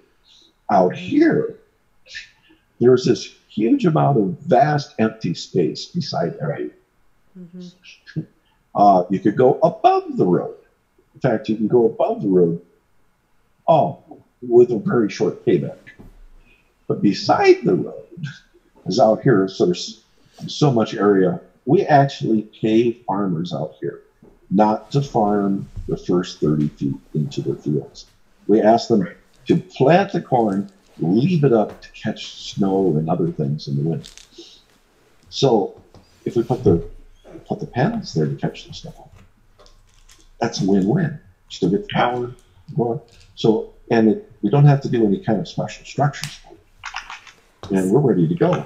And most of our power lines run beside roads, which means instant access to the power. So did you start doing your science I haven't started back up again yet. I should start back up soon. Yeah, you really should. I have another project on right now. It's kind of taking most of my time. And I take an hour or two off every day to talk on these shows. Oh, cool. I think it's great. I mean, yeah, it's just good to have somebody that knows this stuff. I mean, you know. But, start with the popular science Oh, let's see. If I can get you a link to start with. Yeah, I may read this at least. I may not get into the chemtrails, but I'm really curious about this fluoride stuff in the water. What the whole, how this even has.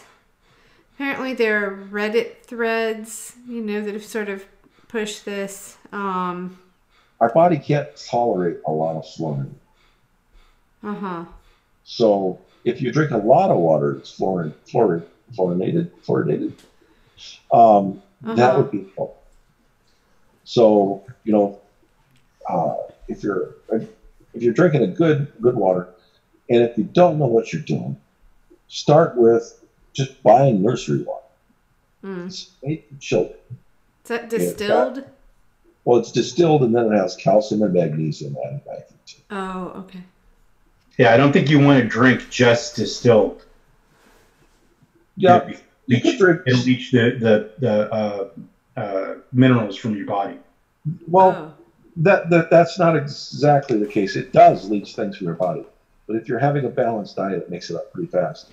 It's only 50 ppm total about what you get on the water. Gotcha. You get it? Cat. Well, I was thinking, Snork, actually, that this is an interesting topic. I'll stay away from the chemtrails, but I think I might read a little bit about this fluoride in the water. Maybe we could revisit it, and I'll ask you questions. You're the I worked at one factory with hydrofluoric acid. I believe 1.2 square centimeters of exposure to your body. Fatal. Oh, wow. So, and I'm always cautious of, there's so many things you need a little bit of, but a little bit more will kill you. Like for cancer, vanadium is good at preventing metastatic cancer. But the average 150-pound person accumulates 2.8 grams in their body, they're dead. And long before then, they're in trouble. So you should say, hey, you got cancer? Try this. I don't know how to dose it. And I don't think the doctors do yet, because we canceled all studies. You told me about that. I think I wrote that down. I have it written down somewhere. We canceled studies on it long ago. Europe is still doing studies on it. But it's so troubling that we don't focus issues on things that seem as promising as the drugs that seem to be profitable. Exactly. We tend to, in this country, profitable, and a real problem for quite a long time now. And until that changes, nothing is really going to get it. And I don't think it's going to change by pushing neoliberals. No, absolutely not. As if they're progressives. Can't do it. That's not gonna happen. No. I hate to say this, but I think I'm kind of starting to fade. And last time I stayed on, when I was fading, I think I wasn't making a whole bunch of sense. So we're going to do this again, though. I mean, and honestly, if there were more people on, I might do like Ebon and just kind of let it run and let everybody talk. But since I'm getting tired myself, though. Yeah, I can see that. Last time we did this, it was also a Friday night. So I think everybody's up earlier. If we do on Saturday, people have slept in and we have more stamina. Saturday will be a little bit better, I think. Yeah, but it was so cool that Shirley came on, and so good to see you too, Snork. And you know what? I will read this. Oh, someone's popping up. We've got Ebon. Oh, Ebon. While he's coming on, this is not the article I was thinking about, but I'm putting on another one in there that I think you should look at too. Oh, Ebon. While he's coming on, this is not the article I was thinking about. Don't know how to click the YouTube mute. Oh, you're on the other end. You're not the pilot. Cat. Okay, well, I won't go then. Where is he? I don't know. Stealth So Ebon. It went from Tequila Mockingbird to James of Manitowoc. So I don't know The I don't know what's camera, going for some reason, isn't picking up. So, Oh, it's James. Hey. Hello. Hey, James. I wonder what's going on. Hang on. Is this I don't something know. I'm doing It'll wrong? work. It's my camera's. Hang on. Oh, okay. Hang on. I might have I just need to stick my tongue in the socket here. Hold on. Yeah, go ahead and. James. Okay. Hold on. Total. Oh, okay. I have a non-video participant. That would be you. Yeah, he needs to unplug his camera and plug it back in. I got this. I got it. Hey, James. Hey, James. Hello. Nice to see you. Good to see you, man. How's it going? Been a long Yeah, time. if you're tired, you guys can go. I just wanted to come on and say hi. No, I mean, Hi. I'm not real chatty at this point now, but you can do the Yeah, it's been a talking. while. I was shopping earlier and I did a live stream while I was at Trader Joe's today, Oh, did you? getting like the potato chips that have sea salt. That's good. I had a big thing for potato chips. Oh, what happened to your carrots and stuff? You were eating all healthy for a Oh yeah, while. I still have. Look, I still have this. Oh, okay. That's it. Gotcha. That's good. Cool. That's good. I look at that vinegar. You know what it reminds me of? What? What? Oh, right. You know who it reminds me of? Yes, I do. Yeah. Anyway, so now I got these almonds here. I love these lightly salted almonds Uh-huh. from Trader Joe's. I Anyway, like Those are Trader good. Joe's. I like Trader Joe's. now Trader Joe's got the best stuff. Yeah, do you guys it's have really Kelly good. got Trader Joe's out there? Oh, yeah. We have it here. I mean, everything in there, I guess, is better for you than like a regular grocery store. A lot of it is, well, what I've noticed is they'll have like I have to buy gluten-free granola, which is ridiculous, like $5-6 a bag if you buy name brand. And they have the exact same granola. It's just repackaged at Right. Trader Joe's for $3. And yeah, a lot of it doesn't have a bunch of crap in it. I will say that. Now you have to be careful because not everything. But if you just like care about, I don't know, when I first started kind of eating more organic, I didn't do everything. It didn't have to be organic. I was just trying to eat stuff that didn't have added crap in it. You know, it didn't need to be organic, whatever, flour or I just didn't want an ingredients list this long that I couldn't read, you know. So Right. I think their frozen stuff has more crap in it. You have to really read. But yeah, most of it, I mean, it's pretty It's good. better. Yeah. I think. And there's some good organic stuff. The Yeah. rule of thumb that I learned from Ariel, of course, back in the day was the smaller the ingredients list, Yes. the better. Yeah. You know, look at that cat; is so awesome. Wow. But hey, I guess I was going to say, you guys know who Ron Placone is, right? Yeah. Oh yeah. Yeah, of course. Mm-hmm. Hey, let me show you something. Did he come on your show? No, Did you get to meet him in person? but he's going to. Awesome. Oh, very cool. Yeah. There we go. That's So great. he says, "Yeah, man, totally. When you're planning on streaming this coming week, I'm sure we can find an agreeable time." Like, That's cool. awesome, man. That'll be a good show. I talked to him in the sandwich line at People's Convergence. He's smart. I He's met very smart. Yeah, he is. But I met Jimmy and Steph and Ron, and they were the nicest people. They were so I'm nice, visible. and I'm so visible. yeah, they were so nice and so cool. And it just really kind of took me for a loop because I wasn't expecting for them to be like as nice and like, oh hi, and who are you and what do you do? I was like, because I just figured it would be like, hi, bye, nice to meet you, and they just wanted to sit there and chat, and I'm like, but so I kind of tripped up a bit with Jimmy, I think, because I was not expecting it, but then I ran into Ron. A little starstruck. Huh? A little starstruck. Well, I guess, yeah. I mean, it just wasn't. Even me emailing Ron Placone, I'm like, oh no, don't type that. Okay, type. No, don't type that. And I'm like typing and then erasing and then typing. I guess I just That's wasn't. cool. I guess I just wasn't expecting them to ask anything about like what I did. Like I do these video things. I don't know. I'm a journalist, but no, it was People's Convergence wasn't a huge group of people. So it was easier to, get right up there and talk to people. But no, Ron was just super nice. And we just sort of chatted and getting sandwiches. So, yeah, he's great. Krish Mohan is going to be here, actually, crashing at our house. He is doing stand-up in Chapel Hill, and he's friends with Ron, I believe. What's his name? Krish Mohan, yeah, I'm pronouncing that correctly. Chris Mohan. I met him because he travels with Lee Camp and Max Kaiser, and they did a stand-up thing here December of 2016. And so he is traveling with another comic, Andrew, somebody that I don't know. So, yeah, my daughter's like, so my bedroom is the comic's Airbnb. And I was like, pretty much. You don't mind, do you? How do you spell the last name? Mohan. Yeah, that's okay. Krish, he does a show or podcast, A Forkful of Noodles.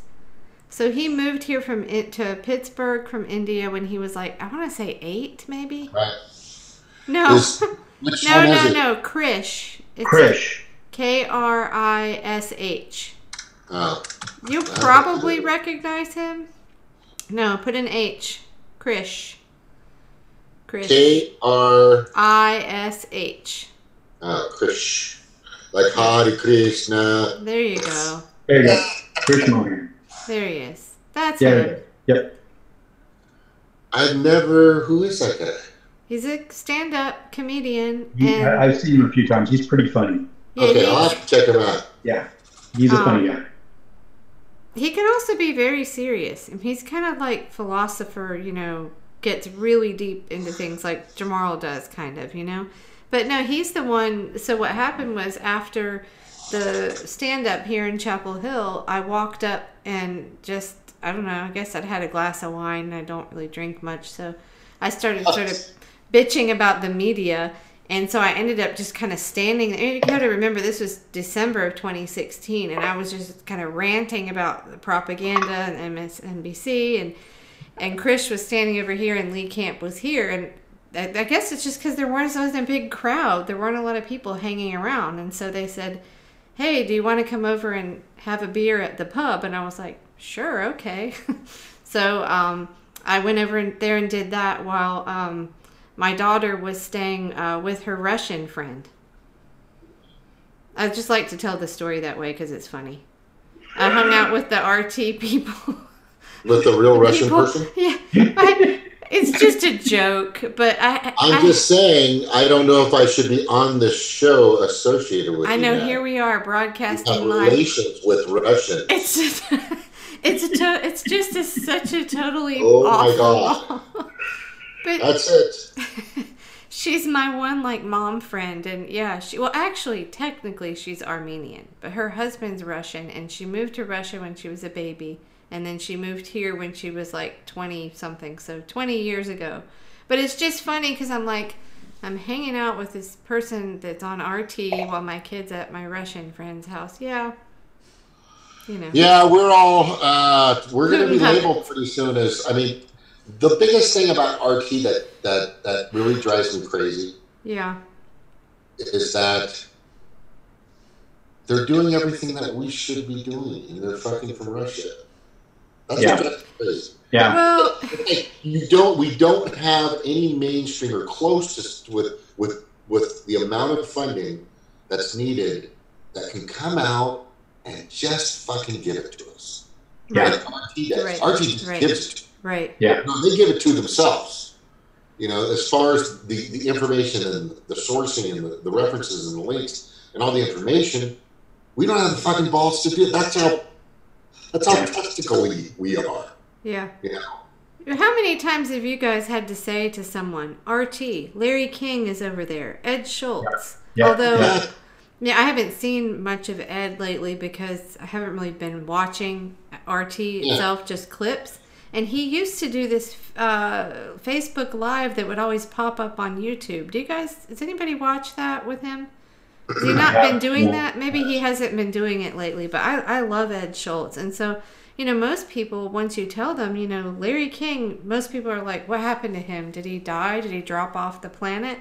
No, he's on RT. You think he's a Putin puppet? It's ridiculous. And Ed Schultz, just my understanding was he left MSNBC. He got talking a little too much about, unions and all that. So... Yep. Lawrence O'Donnell got slammed today by Jimmy Dore pretty bad. Oh, good. Because this is the problem with MSNBC that everybody's known, is the producers cater to what the DNC mafia wants. Mm-hmm. Pretty much. And that's sad.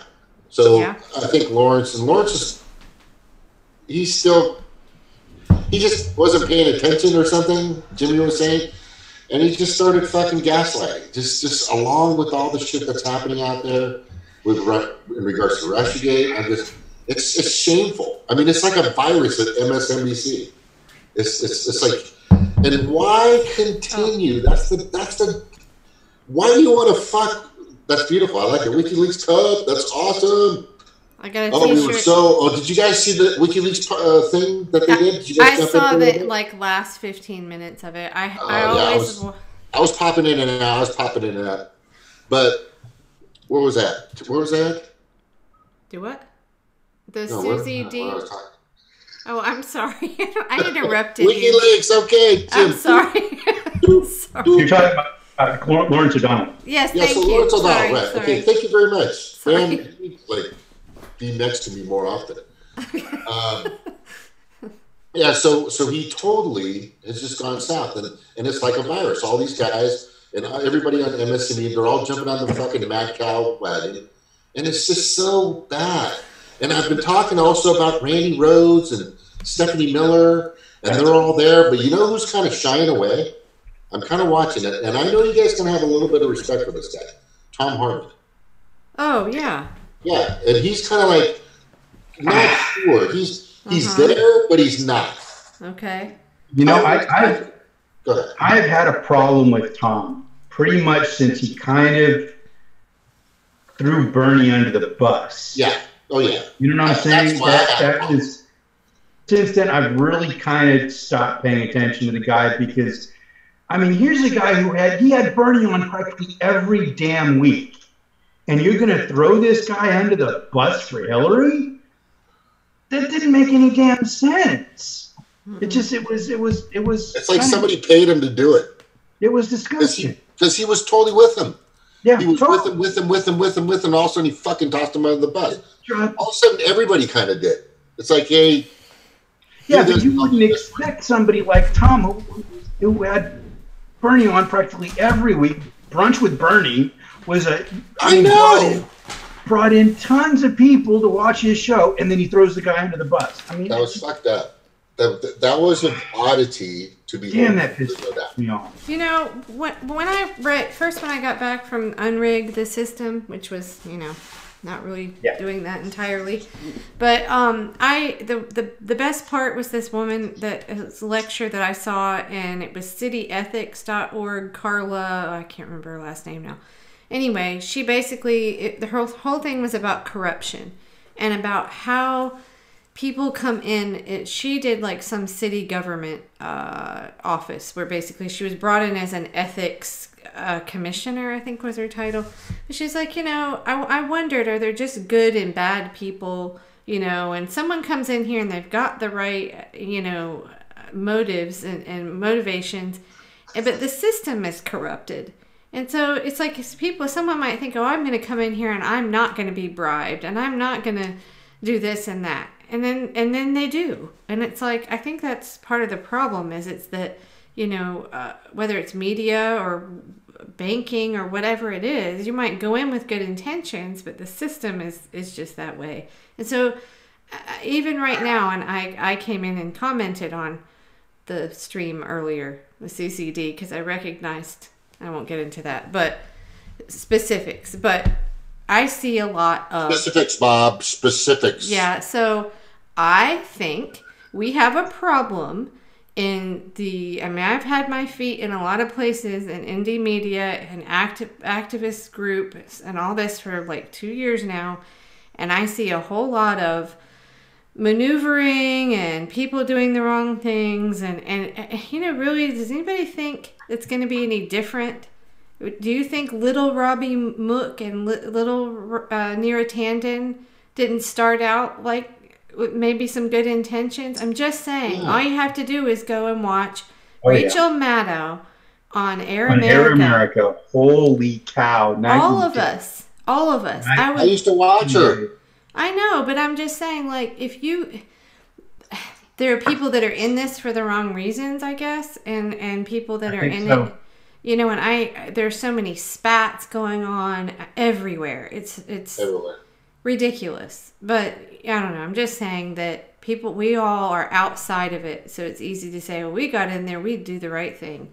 And hopefully some of us would. But well, I think what it comes down to, what really comes down to is what you bring to it to begin with. If you you know, come into it kind of wishy-washy to begin with, yeah, you're going to get swept away by the time. You've got to already have some really strong convictions in somebody with, you know, a strong moral backbone. Otherwise, it's just going to run you the hell over. So you kind of have to come into it prepared for that. And if you're not going to last. And if you do, you're just going to get steamrolled by the system and end up another neoliberal. But I think honestly, it's kind of disappointing and it's a little depressing. But I honestly think that it's a rare person that can really stand up to it. I don't know. You know, I've always thought, you know, I don't know if you can what's see. my price? Oh. You know? I mean, that's the thing, but I don't know. You can't take it with 18 pack and a couple of hookers? I don't know. You can't take it with you. Right. Either of those. 3 18 packs. Okay. I should just do a share screen. This is probably not going to work. Anybody? But I'm going to try this, or you can find it because you know I have too many things up on the screen. Here, just let me look. Okay, what is it called? So it is BBC Set, and it has Jeremy Corbyn with like a Russian hat. Backdrop. Look at this shit. This is the BBC, but I don't know which show it was. Hang on. That is disgusting. Last night, BBC photoshopped a photograph of Jeremy Corbyn onto a red background adjacent to the Kremlin, Moscow, and altered his hat to match communist-style headwear. They ran that as their background to BBC Newsnight discussion on the Salisbury attack. Can you give me the first part of the link? Holy crap. You know what? It was on, it says Tory Phibbs is the person that tweeted this out. I'm sure it's Newsnight, BBC Newsnight. Oh my God. He just has some other, like, you know, old man, you know, cap on, and yeah, they altered it. That is insane. That's nuts. That is, But, you know, okay, so I'm watching tonight because I wanted to see Atomic Blonde. So I'm watching it on, you know, whatever station I can't tell you because, you know, with Cherie Solange, you guys know who I'm talking about. Her name is my daughter watched that movie. She said it's Charlize Theron. Yeah. And, anyway, so I'm watching the movie, and about 15-20 minutes through the movie, they're painting Russians as like the most evil people on the planet. And that is the narrative everywhere. Yeah. That they're the most evilest people on the planet, and they're just so terrible, and they're so wrong, and they're so bad for everybody. Look, a lot of countries are bad, but there's some actual. Would you say the majority of people, or are you just talking about certain leaders? You see what I'm saying? Right. It's just really sad the way we paint so many countries as being the bad countries. And then look at our own. I mean, take a look at our own leaders. I mean, holy crap. Well, Here we go again. Talk about anybody. Yeah. Well, did anybody see, I think recently, well, actually, I don't know if it was recently, but I recently saw a clip of, there was a Putin interview with Megyn Kelly. It was from like last summer or something, but maybe it was that they just released a clip that had been cut out of it or something. But anyway, I watched the entire thing, and I don't know, I'll just go ahead and embrace my Putin puppet, label. I really don't care, because I've never bought this Russiagate bullshit. I don't buy it at all. It's not that I think it's McCarthyism 2.0. I mean, that's really what it is at this point. And it's not that I think that they're perfect. They probably do things sort of the way our country does, I would assume. But, it's really, you sit there and listen to Putin. Well, I watched the Putin interviews. Yeah, with the Stone, Oliver Stone Showtime thing. Yeah. Right. And honestly, he's a pretty likable guy. And when he's asked, pretty simple guy. And when he asked him questions, he's like, yeah. And when Megyn Kelly asked him questions about the, how much he hacked and all this awful stuff, you can tell there are parts where he's like trying not to just outright laugh. Yeah. Like, because he's like, okay, I gotta be serious here. Okay, and then, but you can just tell other times he's like, it's ridiculous.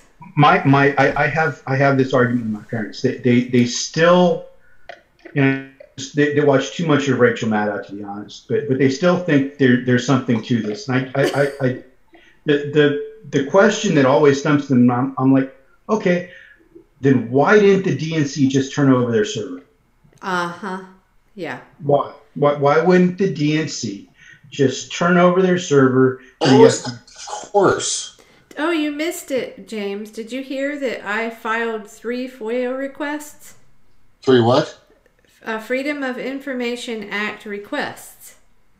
You did? I did. Don't you have to be part of like the Associated Press or something? I don't know. I just said I was a journalist. You can be anybody. But I think anybody. How do we become part of the Associated Press? I want to do that. Let's do that. Well, Haley, so I put in 3. So the one that I got back so far. That's awesome. But it says there were 56 pages, 50 of which are completely redacted. And it says that 6 pages are being referred to another agency. So I don't. So you retrieve the information. They give you the information. I guess from other parts, but it says that I was reading this, and we keep like we usually do, we jump from subject to subject. Okay, but so these 3, you had 3 requests. You've already received something already? I've already received response to 1. Okay, and that was redacted. 50 pages out of 56. So what I requested was, information technology reports and the evidence of preparatory activity like scanning on states' computer data systems or websites by Russians. I am requesting the evidence of what was found that proves such activity occurred. Because did you hear, like it was, gosh, it's been a month now, but DHS put out a statement and said that NBC News completely misrepresented what they said. NBC News reported that all these states were hacked, right? Well, you can just go on the DHS. I can read that statement if you want. I've got pull it. Yeah, I want to hear it. Okay. So did you want to say something about? No, I just gave her a link there. Okay. Another really good article. Okay. Yeah, I just pulled up the science. Okay, so we can go back and forth to a couple of things. It's when we go to 3 or 4 things. That happens when there's a lot of people. Right. So I want to show you this picture of this video real quick. I know you guys will enjoy it. You may not enjoy it that much, but here. All right, so watch. RT. Okay, so this is. I've seen this. RT is funded. People having fun. This guy, he's a promoter. Mm-hmm. they say crazy Russian businessman. That's his title, but he's just a promoter. So this is why I'm showing you this. I live in Southern California, right? And Brand, you know this. Yeah. And I've been to Mammoth Mountain, and I've been to Big Bear when they've had these bikini summer. Yeah. I've been up there with my surf shorts on, skiing before. Right. And everybody, I'm telling you right now, do not crash in the snow. Yeah, do not. Do it's not. It's the worst feeling ever because it's like it's like not being like burned. sandpaper. It's like being burned. It's like burning, right? Yeah, it's like being burned. Like hot burn. It's like bad. Burn. You know, so but anyway, so you got to be pretty good skier to cruise around with your shorts on. You know what I mean? This is back when I was actually okay shape. But the thing is they're just fucking humans, man. They're just having fun and doing their thing, and we keep throwing this narrative at them, like antagonizing. One day we're gonna poke them. Hey man, fuck you, man. Hey man, fuck you, man.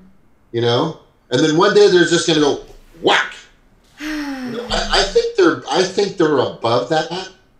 I would hope. I hope. This reminds me of a story that I heard a while back. I'll try to make it quick. Okay, so there's this great warrior, right? And he's been all over the countryside and all over this nation, and he's fought all the great warriors, and he's beat everybody. And then he hears one day that there's this one warrior, right? Or this one person, he's a monk, and he's a Shaolin monk, right? Like super mystical monk, right? And people are told, oh, you don't want to mess with the monk, man. He's badass, right? Oh, I will go challenge that monk, and I will beat her because I have beat everybody. Nobody is as good as me. So he travels far and wide. He goes up this high mountaintop, gets to where the monk is, and he's not a person that's gonna dishonorably start something. He's trying to antagonize. Keeps poking at him, calling him names. You piece of crap! You think you're big, man? But he's not touching him. He just keeps throwing this anger and this junk and baloney at him all the time. So after like a day or two, he's starting to tire out. And the monk finally is just walking casually. It's like nothing's bothering him, touching the butterflies and hanging around and doing a couple little, chain-style kung fu practices and stuff like that. And then he finally stops and the guy goes, they're stopping, they're kind of together, and the monk goes, may I ask you a question? And the guy goes, what? He speaks. He goes, yeah, okay, ask me a question. If I give you a gift and you refuse to receive it, whose gift is it? Right? You guys know who knows the answer? You guys heard this before, I'm sure. You guys know the answer? No. Go ahead. If let's say I give Kelly a gift, and she refuses to receive that gift, whose gift is it? Kelly, whose gift would it be? Then it's yours. Here, this is it's not what you think it is. It's for I was sick the other day, so I want to. Okay, it's temperature. An ear thermometer. So if I give you this and you refuse to take it, whose is it? It's not a vibrator. Okay. Kelly, this is a ear. Because I really don't want thermometer. It's an ear thermometer. I don't want a second-hand vibrator. Okay. That could be a vibrator, totally, right? Look at James; he's got a fucking vibrator. Oh my god! I don't know if they thought about that when they. Oh my god! Okay, so it's mine still. Snort probably knew that answer. Okay, so the monk says. So the guy goes. He's not. The great warrior says. Well, then it's still mine. Very good. So if I refuse to accept your anger, resentment, and your hate, then whose is it? Mm-hmm. Right. I see. So that's what Russia, I think, is doing right now. Mm-hmm. They're just refusing to take our stupidity, our shamefulness, our patheticness, our hyperbole, they're being the bigger people, in my opinion, right? You know, they're being the more mature people on the block. Yeah. And it's really sad. Yeah. Because what was that new investigation, or the investigation of Republicans or somebody saying that they've come to the conclusion that there's nothing. And SNL just recently fucking folded finally on Russiagate. Did you watch SNL the other night? I can't stand that show. No. I haven't watched it. But they since I saw what's her name singing Hallelujah dressed up as Hillary. I was like, that chick is she doesn't know. She's just stupid. I know. She's just the writers. You know, she's not stupid. I'm just saying she does a good Hillary impression. She's an actress. She's an actress and a comedian. That's all. I couldn't handle the tears over Hillary losing on there. I know. That was fucking ridiculous. So, the other night, they had a Mueller and some girl she was breaking up with kind of skit. Anyway, but she was telling this girl, I just don't have anything. And the girl's going, then I don't want to be with you.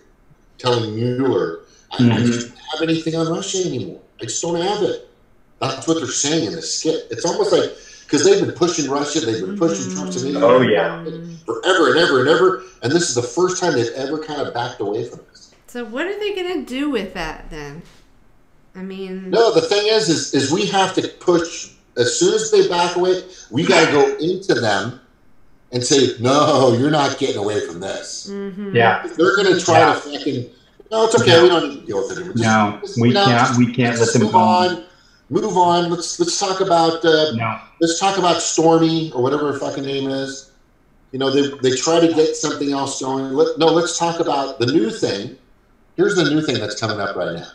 And I heard this on 1070 today, which is KNX 1070, which I know that Bram knows what that is. Yeah. And I listen to it every once in a while. That Russia has the ability, or they're saying they're going to be hacking our power grids. And our water. Yeah, I read that today. Like what happened in Vermont? Yeah. But see, of course, it's always because nobody else has the fucking technology to do that. Right, Snork? Well, when we hacked the grid to have fake rolling brownouts in California during Enron, it wasn't a hacking problem. Right. I know, right? Right. That was the problem. That was not a hacking problem. Wasn't that the first narrative though? Yep. Oh man, see, it's go ahead, man. I'm sorry. Here's what Jeanette Manfra of the Department of Homeland Security had to say about NBC's reporting of Russian hacking. And this was like February something, 15th. February 12th. 12th, okay. Recent NBC reporting has misrepresented facts and confused the public with regard to Department of Homeland Security in local government efforts to combat election hacking. First, clear, we have no evidence. No evidence, old or new, that any votes in the 2016 election by Russian hackers.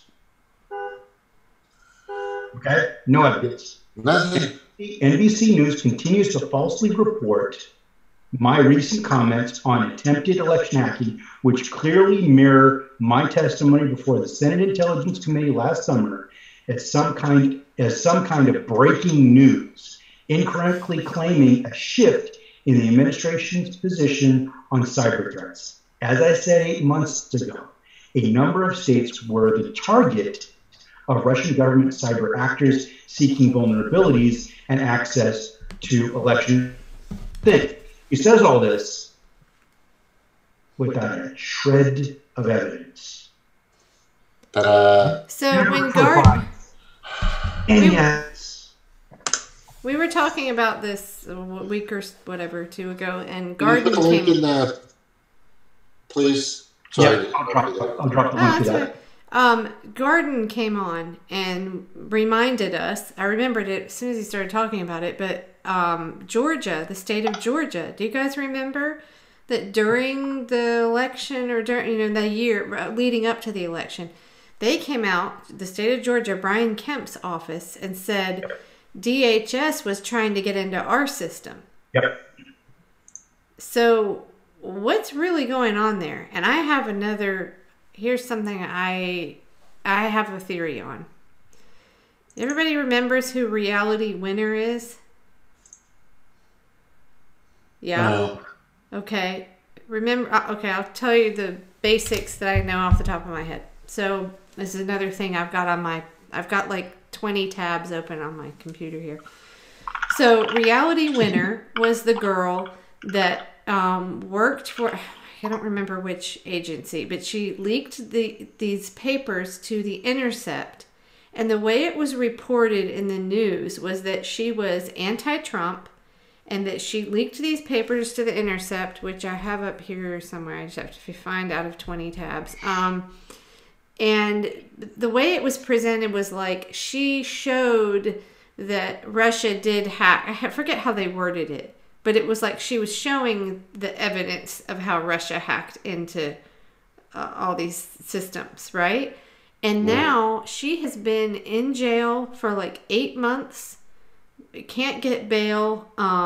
You just look it up. If you watch, she was recent. Her mother was on Democracy Now, and that's what kind of got me looking back into it again. But they really, really, really want to shut her the fuck up. Yes. Okay. Yes, they do.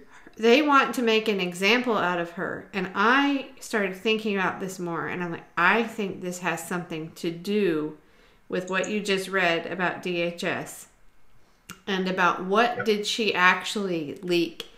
What if it really showed DHS was getting into the state's system or whatever it shows? Why are they... She was a former NSA contractor. That's it. Right. She's young though, like 27. Yes, that's access right there. Yep. Okay, so she leaked it to The Intercept, and everybody made a big deal out of it because The Intercept spilled the beans or something out of their source, right? Hello? Hey, Garden. It's Garden. Did you hear your name?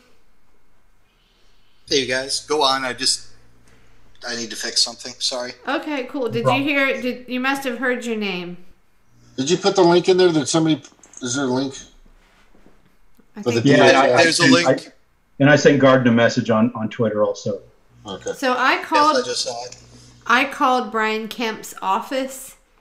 I left a message. I said, I'm a journalist. I'm researching this. I know you guys reported that, DHS was trying to get into your system. I'd like to find out more what was discovered with that. So I started trying to dig in and find out each state, like what did they report? Was it just Georgia? I don't know. But anyway, so back to the Reality Winner thing though. I find it really interesting that if she actually has some evidence of what DHS is saying, that there was scanning and targeting and all that, why do they need to shut her up so badly? Right. Why are they not? Right. Do you know is she still alive? Well, as far as we know. Yes, but she is in shackles. She's in I'm shackles. not kidding. No, I'm not either. As far as we know. I don't know, but she's in shackles. Go watch the Democracy Now! Video. It's only from maybe 10 days ago. And her mother's on there. And she talks about how they were trying to dehumanize her. The way that they treated her in the courtroom, the way they had her shackled. Sorry, to say her full name, I want to type it. It's Reality Winner. But watch put the note. Okay. Thanks. The Democracy Now! Video. That show has not gone in the direction. No, it hasn't. But for this, it hasn't. But for this, watch this. And do you know, I actually tweeted something out about it, and Reality Winner's mom responded to me. Just just a quick thing on Twitter. It was you know what I got to think. Hold on, this is interesting. Either they're not going in.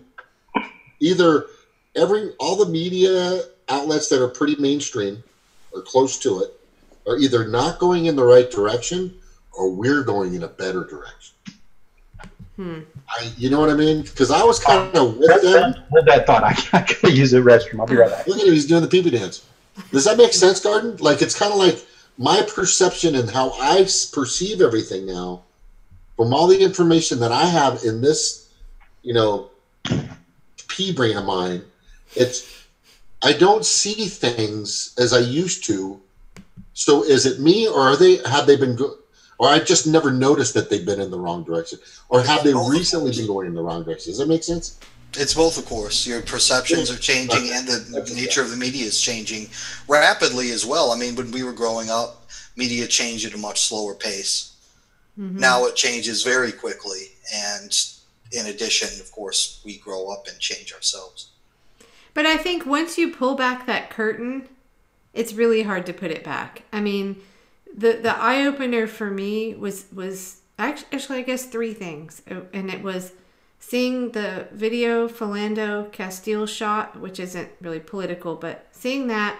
And I saw the clip where the woman had her Bernie sign ripped out of her hands at where he endorsed Hillary. And I was like, whoa, this is... Because they didn't want her doing that on TV, having the Bernie sign up. And then it was right after that, we went to Philly to DNC. And I remember seeing the news coverage, and it's the DNC, the balloons and Hillary's thing, and it's all like great, right? And then out on the streets was just like everybody going ape, like, no, this is not okay. And I remember just having this feeling of like, holy shit, like this is all staged crap. Like and it was like it was that pulling back the curtain, and you can't unsee that. Like once you pull back the curtain and you see Rachel Maddow for what she is, and you see the news, you can't unsee it. But when you're still in it, like I had somebody block me on Twitter just the other day and told me I was you're a nut job, because I said there's still no evidence. It was a still with her person. I said there's still no evidence of Russia and Trump collusion. And I was just trying to talk sense, like put some links, and nope, she just blocked me. So when you're still in that mindset, you just can't see out. But once you do, you can't go back in. You just, I don't know. So I found the reality winner thing, but I'm going to go make a tea real fast. So in my WikiLeaks cup. You were going to leave and I popped on. I'm sorry. No, that's okay. If I can get some tea, I'll be back in a minute. And if anybody knows more about the reality winner case, I don't know, Garden, do you know any more about that? I don't know anything about that now. Like, okay. I remember hearing about some of it months ago. Yeah, it's been buried. I don't know about any of the recent developments. It's really been buried. I think I may have seen it because Assange retweeted the Democracy Now! Clip. I guess that's how I ran across it, because I don't really watch Democracy Now! Or do you think it might be better to schedule another day just to make sure we don't push it beyond your medical? Oh, it's fine. Let me get a cup of tea, and I'm going to say like 30 minutes. How's that? If there's some medical issue, Kelly, maybe you should... I wasn't aware of that. No, it's okay. I'm fine. I was going to say James needs a break because he's on another project. So, James, when do you think the next night you're not doing a show? Well, what do you mean? What do you want to take over, Snork? No. I was wondering if we should just schedule a whole show on this on one of the days that we know James is going to be here. And then that allows him time for his green activities. And a lot of activities. Yeah. Let me thank you. I'm going to bring Kelly up to speed. So, and Bram knows this. I know you've had some Green Party. I've had some green dealings, young lady. Uh-huh. So, I was recently voted in and it took forever, 2 months. To be a standing General Assembly member for the Green Party. Oh. Which is cool. Yeah. So I'm in.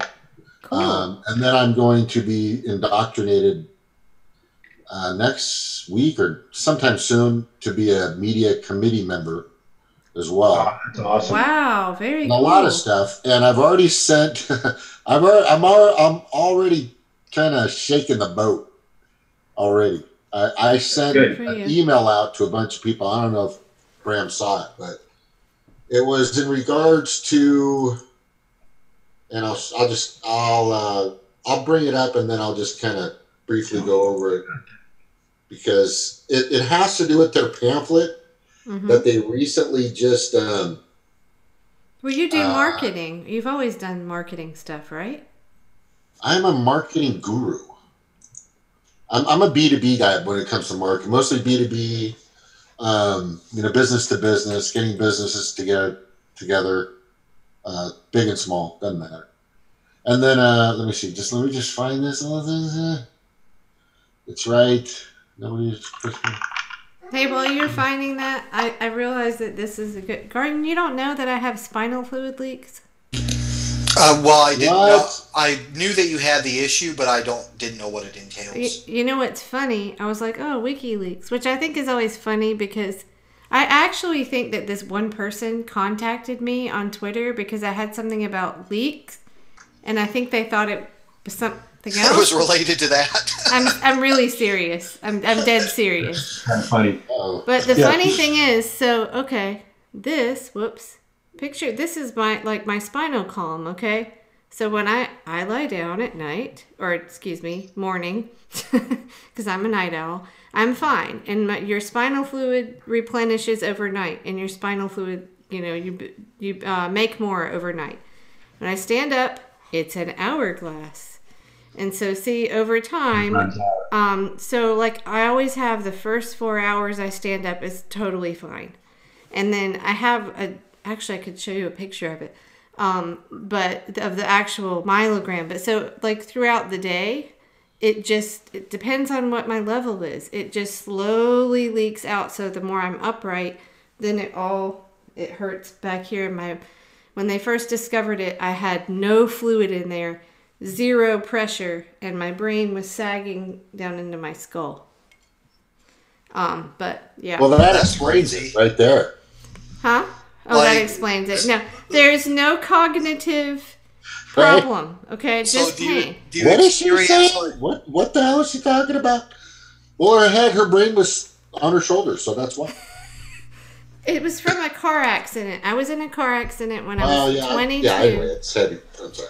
And the guy, I was in the front passenger seat. It was 94. So it actually had airbags, or I would be dead. Hit a telephone pole head on at 149 miles an hour. I survived that. That's fucking crazy. That's NASCAR, man. That's badass. He was a spoiled, rotten shit, and his dad had a brand new Mercedes. And that's the only reason I'm here. But I still remember, because it had airbags, and not a lot of cars had airbags. So, when the paramedics got there, they were like, oh, I remember them saying, we got the call, and we thought we were getting bodies.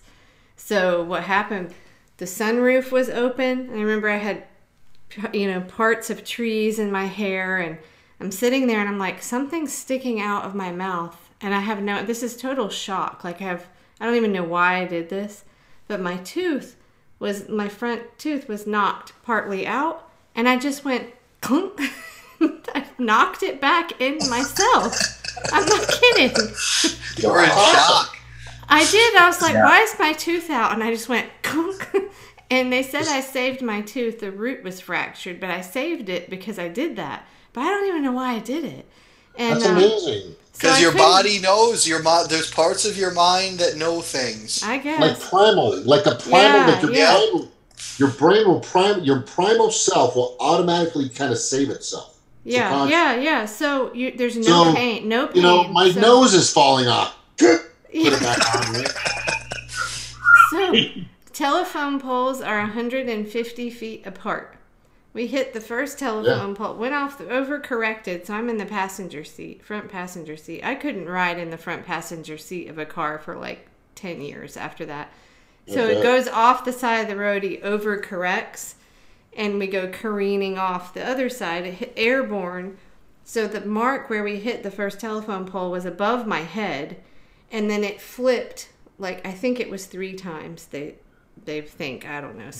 Anyway, it mowed all the trees between the 2 telephone poles. It looked like a bulldozer came through there. And we landed upright and hit the back end into the second telephone pole. but managed to land upright. But my door was all jammed. I couldn't get out. So I crawled out, went in the back seat, crawled out the back door, and by then, like, an ambulance came. But I didn't feel any pain at all. I went home. I went to the hospital. They said, "Oh, you're fine," sent me home. And the next day I had to kind of like roll over like this to get out of bed. Well, what had actually happened was the dura around your spine, the dura, was like Swiss cheese. It was shredded all to hell and back. Ooh. So I had, I had really bad headaches and throwing up and all kinds of stuff, but I was a waitress. I didn't have insurance. The emergency room was, I was in a shitty town in Georgia and not good medical care anyway. So I was really sick for about a year, and then it kind of healed. And so what they think is that, so your dura will try to seal up kind of on its own. And I continued to have what I thought were migraines for years. But just age and who knows, pregnancy, running. I started running again, started running on pavement back in 2006. So 12 years after the accident, I start running, no longer on dirt trails because we moved, pounding the pavement. And they think that I just blew out. One of the spots was a particularly weak spot. And so it was a gaping hole. And I don't know if you can see this. Isn't this exciting? So this is a myelogram. Do you see that thing where the arrow is? To the left, yeah. Mm-hmm. Yeah. Okay, that is the fluid pouring out. So what they told me was they were like, we know your brain? No. No, I'm showing you my pelvis. Isn't that sexy? That's a spine. Yeah, okay. So they said you won't be able, with these, we know you have the leaks. We can see the evidence, the brain meningeal enhancement and the position. But usually these leaks are small and we won't probably be able to see where it is. And he came out and he was like, that's the biggest one I've ever seen. So, because it's literally just pouring out. So anyway, wow. They tried to patch it many times and it just keeps reopening. So last they checked, which is almost, June will be 2 years ago, it's the same place, just as big. So, but I know someone who had surgery, so you plug it up, especially when you've had a long-term leak and your body's in this overproducing CSF constantly to make up for it. Pressure.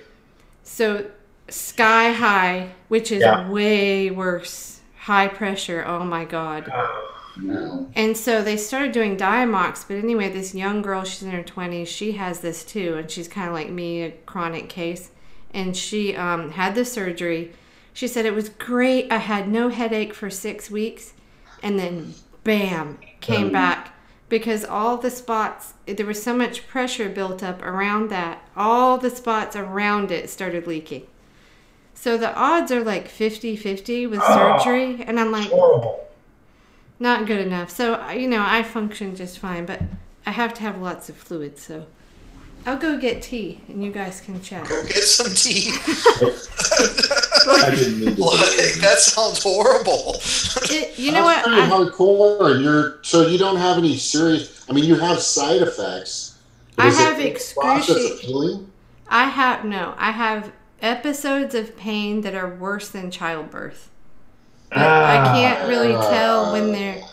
It just happens sometimes. I can't tell when. It's an equilibrium thing of keeping my fluid level right where it needs to be. So there are times it'll get really bad and I'm stuck on my back for 3 days, but that's why I do all this research. That's what I do when I'm stuck on my back. Are you working or are you on disability? No, I don't get disability. My husband makes enough for us, so. Okay. Yeah, I mean, The only thing that can really help her is, see, I'm currently almost laying down. I'm back at over 45 degrees. Yeah. She's sitting up. That's so for true. me, I have 30% less spinal pressure. Yeah, right? For me, it's. We looked at it before. Wasn't it like the Netherlands is the only place that's having any movement on a cure for this? Where they're working on a valve that can let the pressure out? Yeah. And that's still experimental. Right. And you know what? Everybody comes to my doctor here at Duke. People are coming over from overseas to see her. I mean, I've got the best there is. It's just they don't know what to do with it. And I got to a point where I was like, I don't want to keep monkeying with it, because every time they'd go in and, you know, I joked about it. I'm like, oh, I'm here for my acupuncture, like spinal tap number 84, you know. And every time they do something, it like triggers the, I don't know, the nerves. And, you know, if they mess with the pressure at all, it just made me worse. So, and yeah, go get your teeth. Yeah. I used to, yeah, well, anyway, I have a joke about it, I'll tell you. So why isn't there more research on this? I mean, spinal fluid leakage. You think that there would be. You know, it's not something new, and it's not new, but, you know, a lot of people, they know how to recognize it now more, but they didn't before. And there are only like 3 doctors in the country that are really experts. And I think the one at Mayo isn't really that great. The other guy is Dr. Shivink out in LA. And I actually went out and saw him. And I had a fibrin glue patch out there. He's the doctor, the surgeon that operated on George Clooney. Haven't you guys heard me tell this before? Because I loved it. Not the whole thing. That is not this in depth. Okay, so I like to talk about. Excuse me, I'm going to use. I am. We're worried that you're going to go get hurt. Yeah. No. I'm going. I don't want to keep talking on the same subject, so I'll end with this. So I love to say this about George Clooney, especially since he's disappointed us all so much in his political activity. Very much so. But poor George Clooney had one of these leaks for a couple of weeks. He said he was going to have to kill himself after 2 weeks. Look it up. He told Larry King, I figured after 2 weeks, you can't keep living like this. You're going to have to kill yourself. So George Clooney's a pussy, because I've dealt with it much longer. He's a freaking testicle. He's got like 30 maids around circling him at any given time, and yet he just can't manage. All under 20. Yeah. So it is a problem in regenerating the dura, I mean, or keeping it intact while, you know, installing a valve or something. I mean, is that what the issue is? The problem is the valve. If they try to put a valve in, cerebral fluid is a soup, and it has solids in it that eventually clog the valve, and then they got to blow out. They don't currently have a method of creating a valve that won't clog. If they put thinners in or anything like that, it's going to be side effects. Right. So, it's not. Sometimes we need medical research that doesn't have a profit motive when we don't have enough of that. Yeah.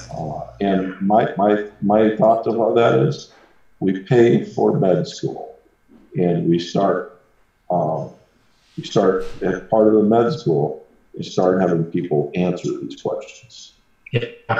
And personally, I think we need a lot more doctors. We control doctors to keep the prices up. We need to break the medical system up so that not everybody needs to be the same level. There can be people that know how to do blood. There can be people that know how to do different parts. And we need a medical network of people that understand what's going on, so that a doctor isn't burdened by everybody that comes. That there's a filtering system to make sure the right doctor gets the right information. And that means that we need a lot more doctors. We need to pay for it, and we need to get some of the abusive things out of being a doctor. First of all, a trucker cannot drive more than 10 hours a day.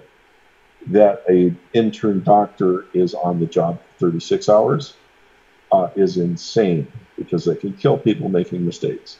So get them off of being on 36-hour shifts, limit the number of hours that a doctor can work in a non-emergency to 10 hours. And by non-emergency, I mean not a hurricane didn't just hit, a bomb didn't go off, something like that. Yes. So we need more doctors. We need to have a system where they can't say that they need to get $200,000 a day because they did 36-hour internship and the 36-hour internship, or however many hours it is. They go to a maximum 10-hour workday, target an 8-hour workday. As far as I'm concerned, this 32-hour workday is basically slavery. Because the hospital is receiving a lot more money for the time than what the doctors being paid. Yeah. And so that's a systemic look at every kind of one of the jobs that we have going on. Maybe we'd have more people if we started looking at education. As what's Finland doing? Finland now has 3 teachers per 20 kids. That means one classroom has a minimum of 3 teachers. Not that there's 6 kids. The teacher up front is addressing the class. The other teachers are assisting. What's wrong with this child? Does this child understand? Break apart, make sure this child gets through, or discipline is being handled without disrupting the rest of the class. Right. But, I was thinking that we needed 2. They're saying 3. I think that Finland knows. and I think that we should be following their model. We have so many people left the teaching profession because it doesn't pay well and they've got too many students, too much of a workload. Well, let's take and make it financially viable for the teachers to come back to teaching.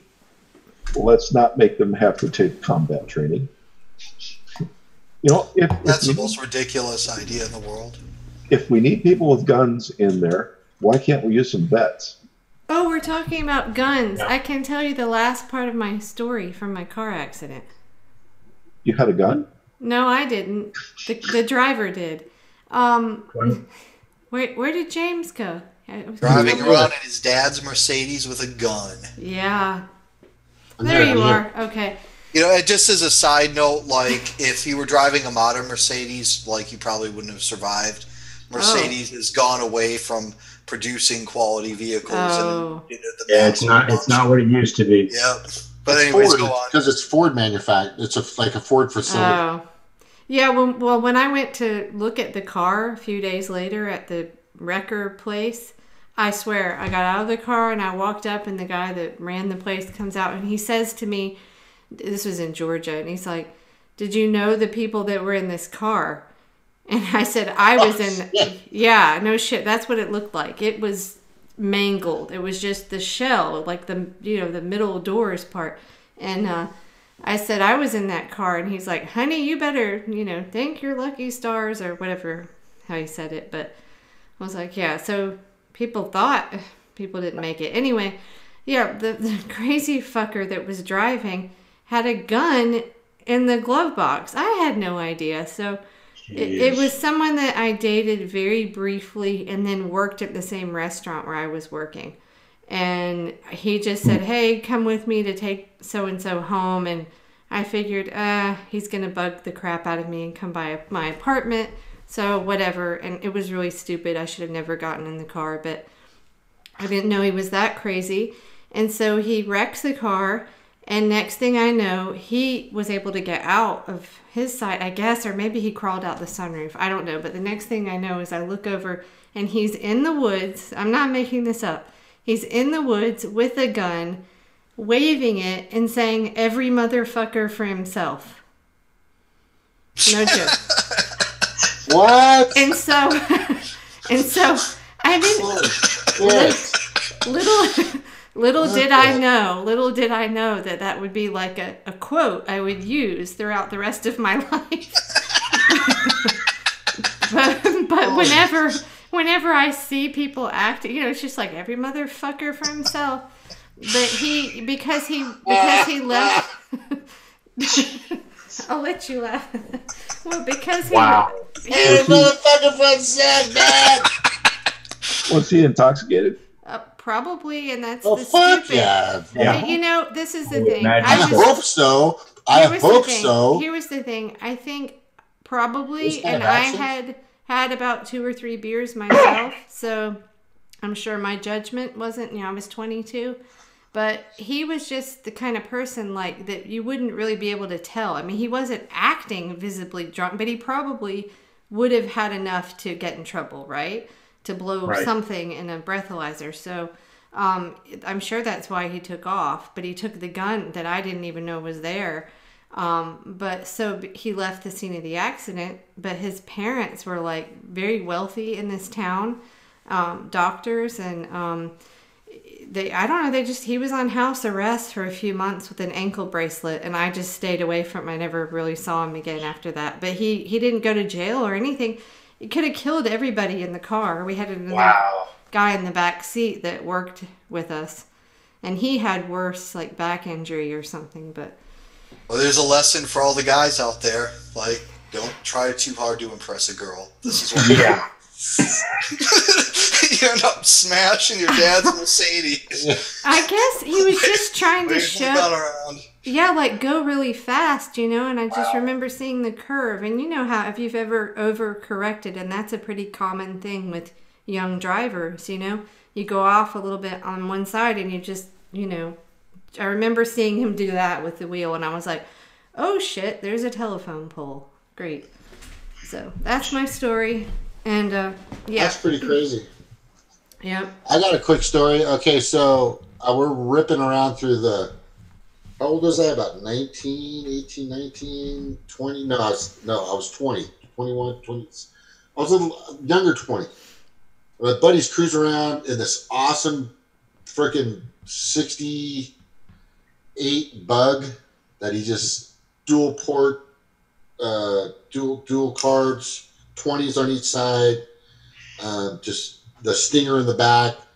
Those are dangerous. Badass. We're ripping around at probably 11:30, 12 at night, 10:30, 12, and he runs stop sign, another stop sign. Then he runs kind of a major road, and this truck just plows right into the side of him. Mm-hmm. On his side, I'm in the driver's. I'm in the passenger. He's in the driver. An old friend of mine in the back, Will, is in the back, and we just got slammed. This thing just got total, like pancake almost. And so I just kind of remember, I actually, from what I heard happened, is the door was shut and there's a cage. What saved our lives is the guy had a cage inside of this Volkswagen Bug. So he knew he was a racer. He used to build the chassis for Coors funny cars. So anyway, great little engineer. Actually, I showed a picture of him a long time ago. But he's a fucking just racing around, partying like a crazy fucker, and we got hit. But from what we heard and from what we know is that my head here, I had 3 stitches right here. I bent the roll bar with my forehead. Oh. Wow. Yeah. Wow. And then, to get out, I buckled the door to push the door out, and I yanked Will out, and I was starting to get Louie out, but then there were police and everything was right there. And it's good that I didn't move him any further. But he was in a coma. Here's the best part. He was in a coma for 3 or 4 days. Really bad. Just pretty messed up. And they didn't know if he was going to come out of this. And it was just me and him. And I was okay. All I had just a couple stitches. I was just seeing him for the first time 2 or 3 days. And I had Atomic Punk from Van Halen on my Walkman. And I put it on his head. And I started playing it. Right? You ever heard that? Yeah. And I put it on his head. That woke him up out of his coma? And then he came out of his coma. Are you serious, dude? That's crazy. That's crazy. So the footboard, and he had a bad broken hip, right, or something. Right. But the footboard, he started listening to it. He was, and he broke the footboard because he's 6'4". This guy's big, right? Oh wow. And he kind of tweaked and stretched and broke the footboard of the bed. Oh, wow. And then I go, oh fuck, man! So I took took the headphones on. He goes, guys, something's going on over here. Something's going on over here. Anyway. You brought him back to life, huh? I brought him back to life with Atomic Punk from Ben Hill. Well, you guys should market that as a potential cure for coma. I think music does a lot of things to people. You guys have these high-speed crashes. The funniest thing for me was a low-speed crash. I was driving my father's car. Of course, he didn't want to ruin it. And it was icy out. I was taking a friend for a ride. And at 15 miles an hour, we completely lost traction on a flat road with a curve, a flat curve, and we were just heading right for this tree. And I was pumping the brakes, and we just weren't slowing down. And for like 50 feet, we just kept heading toward the tree, and it didn't seem like we're slowing down. And again, we weren't at high speeds. 1975, no airbags. Right. And it just seemed like we were never going to stop. And it just knew that, okay, 5 mile per hour bumper, these things crunch up. And finally, the tires hit the curb. And we got out because we heard bump. The tires hit the curb, got out to see how bad it was. And that was it. We couldn't tell if we hit the tree or not. The bumper was right at the tree, and we couldn't tell if we hit it or if it was the tire nose that we heard was the thump. No damage, but That's for funny. at least 20 seconds, time kind of distorts. Yeah. We thought completely that I'd totaled my father's car. That's scary, though. I've had that happen on ice, where you're just completely out of control. Ugh. I had that happen. I was learning how to drive. I was up in the state of Washington at the time with a buddy of mine. We just moved up there with him, and he was using his folks. What was it? A Peugeot? Yeah, I think it was a Peugeot. He was using his folks' Peugeot to teach me how to drive, and I had never been on an icy road before. And I was coming at the corner just a little too fast, and I nearly slid into a tree, but I completely missed it. And what I ended up taking out was one of the road, and it didn't end up doing any damage to the car. I don't know how, but the car was fine. It just scared the hell out of us. Well, that accident was actually my second. I was in a really bad one when I was 9, where we were on the interstate, and this old lady passed out. They said she was on blood pressure medication or something. So she passed out, and she came across the grass, median, and hit us head on. And so, this was 1980? Yeah, 1980. And so, we had no airbags, so I guess we slowed down enough. But, full front end of the car up on the windshield and all that. But I remember I had to sit in the back of the ambulance with this lady, and she was in her 70s, and she was in shock too. And I'm sitting back with her, riding to the hospital with her, and she has glass all in her face, and she was just bleeding, and you really do. You just go into shock. You don't feel it. But so yeah, that's 2 big ones for me. So I'm very cautious, because both of those were pretty bad, pretty traumatic. Yeah, so I'm kind of paranoid with car safety. I drive a minivan because of that.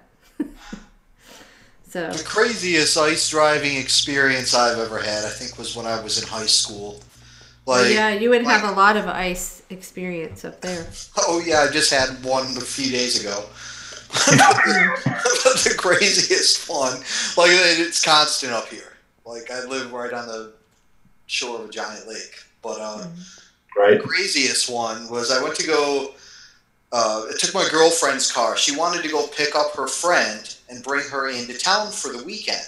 But her friend lived way out in the middle of this swamp, right? And the road out there it was all swamp on both sides, but on both sides of the road there's a massive ditch.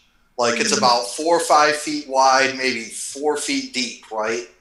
Mm-hmm. So I'm not sure the weather's kind of bad, but I get talked into it. But I'm we're taking your car. So we went down the this icy road, and in order to make the car go straight and not go into one of these massive ditches, like I had to turn the wheel as fast as I could to the left and turn it as fast as I could to the right, and that made the car go straight.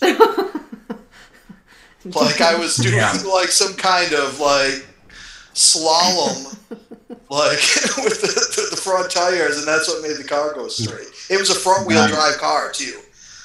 Nice. Made it even worse, but I somehow made it out of it. But if we would have went into that ditch, like, God, yeah, that would have been bad. I was like 17 years old. I would have been ruined. My worst would have come after me. My worst accident was on ice. A video game that came out. The kids just downloaded the video game. It was an ice storm, and I went the flattest route that I could think of. Drove 5 miles an hour. Almost got to the video game store, and I was just being so careful. There was a slight hill, maybe 5 feet over a half a mile. Slight hill. And I was driving so careful, and I see somebody turn onto the road and start coming down the road at 30 or 40 or 50 miles an hour. And he must have put on the brakes immediately. It didn't know the whole way. We just see him coming right at us and just obliterated the trunk area of my Chevy. It was a large Chevy. It wasn't a Caprice, but it was a large one, and just ate my trunk, totaled my car. Just so upset, you know. Nothing you could do. You could see him coming, and it was a young driver that just didn't know that you can't drive fast on ice. So no matter how careful you are, people hit you. Right. Yep.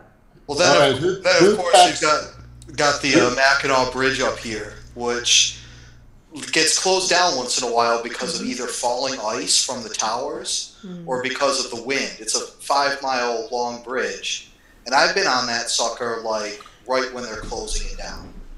Oh. And, like it's covered in ice. Like you have to kind of do the slaloming thing that I was talking about on the bridge, and you can feel the whole thing move when you drive across it. It rocks. I'm sorry. Go ahead. Who here does texting while they're driving? No. No way in hell. I do. I will not. But I see people stopping and do it. When I'm driving, I'm not doing it. If I'm stopped, I'll look at my phone or just check it, but that's it. Yeah, I've read them at a stoplight. Yeah. I don't even look at my phone. I shouldn't even. I do that, and I just started doing that like recently because I'm like, fucking everybody else is doing it. I'm going to do it. No, I see so many people driving and texting like crazy all the time. I used to do it on the I-10, dude, in like 6 lanes of traffic. Yeah. When I was in the Navy, there was this second-class petty officer. She had a young daughter, about 8 or 9 years old, and she would text her while driving all the time. She was killed in a car accident. We don't know if she was texting at the time, but she was killed in a car accident probably just a few months before she was actually supposed to be discharged. So yeah, you're right though. We shouldn't even do it. Read it. I mean, at a stoplight, like if there's a lot of traffic and it's a long light, then I hear my phone, I might pick it up and read it. But yeah, I shouldn't even do that because I guess it's just I've got to fucking stop doing that, man. It's bad. Well, I hear my kids, my boys, they say, "Mom's constantly on her phone, constantly." Dad, you're never on your phone. I'm on it right now. He goes, "Will you stop?" But she's like, she's driving on the freeway at like 80 miles an hour, and she's all over the phone, texting and crap. I'm like, you guys got to tell her, and I've told her not to do it, but she's I don't know, it's crazy. I did see a young, I would say college girl, probably. I was on the highway, I-40, and we were going, 75 at least, and I look over and she's texting. on the highway. So that's scary. I used to do it all the time, man. And then it didn't take some kind of incident for me to stop. I just wised up and was like, I'm going to stop doing this. And now I never do it. You mean while you were moving? Yeah, like in rush hour traffic, I would be going 75, 80 miles an hour and like texting. So I stopped doing that. So it's just, it's so dangerous, and I just wised up one day. I was like, what if I kill someone? Yeah. Mm-hmm. And it's like any other habit. Once you kind of break yourself of it, like, it's easy. Yep. Like, you won't worry about getting texts when you're driving. Yep. Oh, I see. Are people putting links in the chat? This is what I did when I first realized that this was a problem. I make sure I get a case that's a wallet for my phone. So I just keep it in my pocket. I can't reach into and pull it out. Well, wait a minute. That's a good idea. That keeps you from just immediately. Yeah, keep you from getting to it because it's in my down my pocket. Alive. Yep.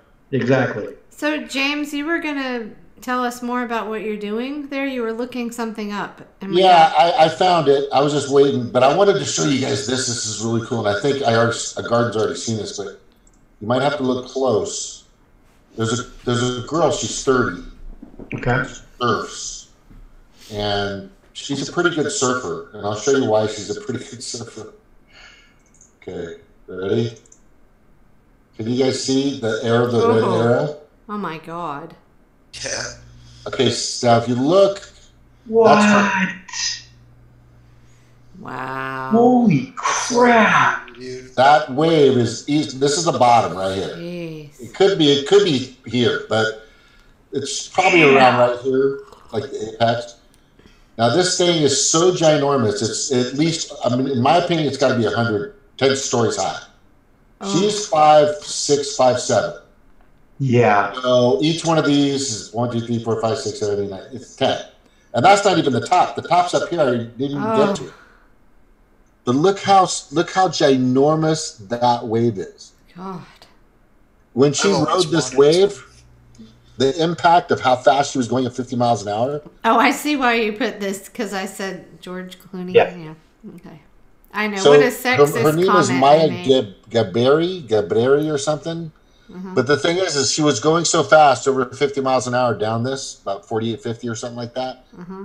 She was hitting impacts, like trying to cushion. And if you don't have strong legs and if you don't cushion, guys are doing this right now. This is happening. So this is like a record-breaking thing for this girl. Mm-hmm. But she broke her ankle going down here. Oh. Just from the board, slapping up against slapping her. back on her. Yeah. Wow. And then after it healed, she went back and did it again. Damn. Isn't that crazy? Mm-hmm. That's so crazy. that's nuts. Mm-hmm. That's impressive. That's impressive. I don't want to hear. I don't want to hear that girls aren't catching up, because they're fucking catching up. That's pretty damn impressive. Yeah. I don't see why there'd be a real gender gap of any sort in. I mean, maybe some body strength issues, but is there a real gender gap in surfing? I mean, as far as they're really catching up. It's almost they look. I like watching them a lot more than I like watching the guys. Not just because, but they're so. It's like it looks really mesmerizing the way they move around. Maybe it's just me. I don't know. You degenerate. There's a girl surfing right there. Might be. I've always wanted to surf, dude. And so being able to surf a wave like that. I mean, just the amount of force behind that is that's just nuts. That would tip over the Queen Mary. Or you're talking about energy that's traveled across the Pacific Ocean, just all piled up into one big wave. Okay, so I'm going to show you guys the Green Party pamphlet that they're making for California. Are you changing it? It's already out already. So they had a Spanish version and another version. But the thing is what I did, what I'm looking at. Do they have a Russian version?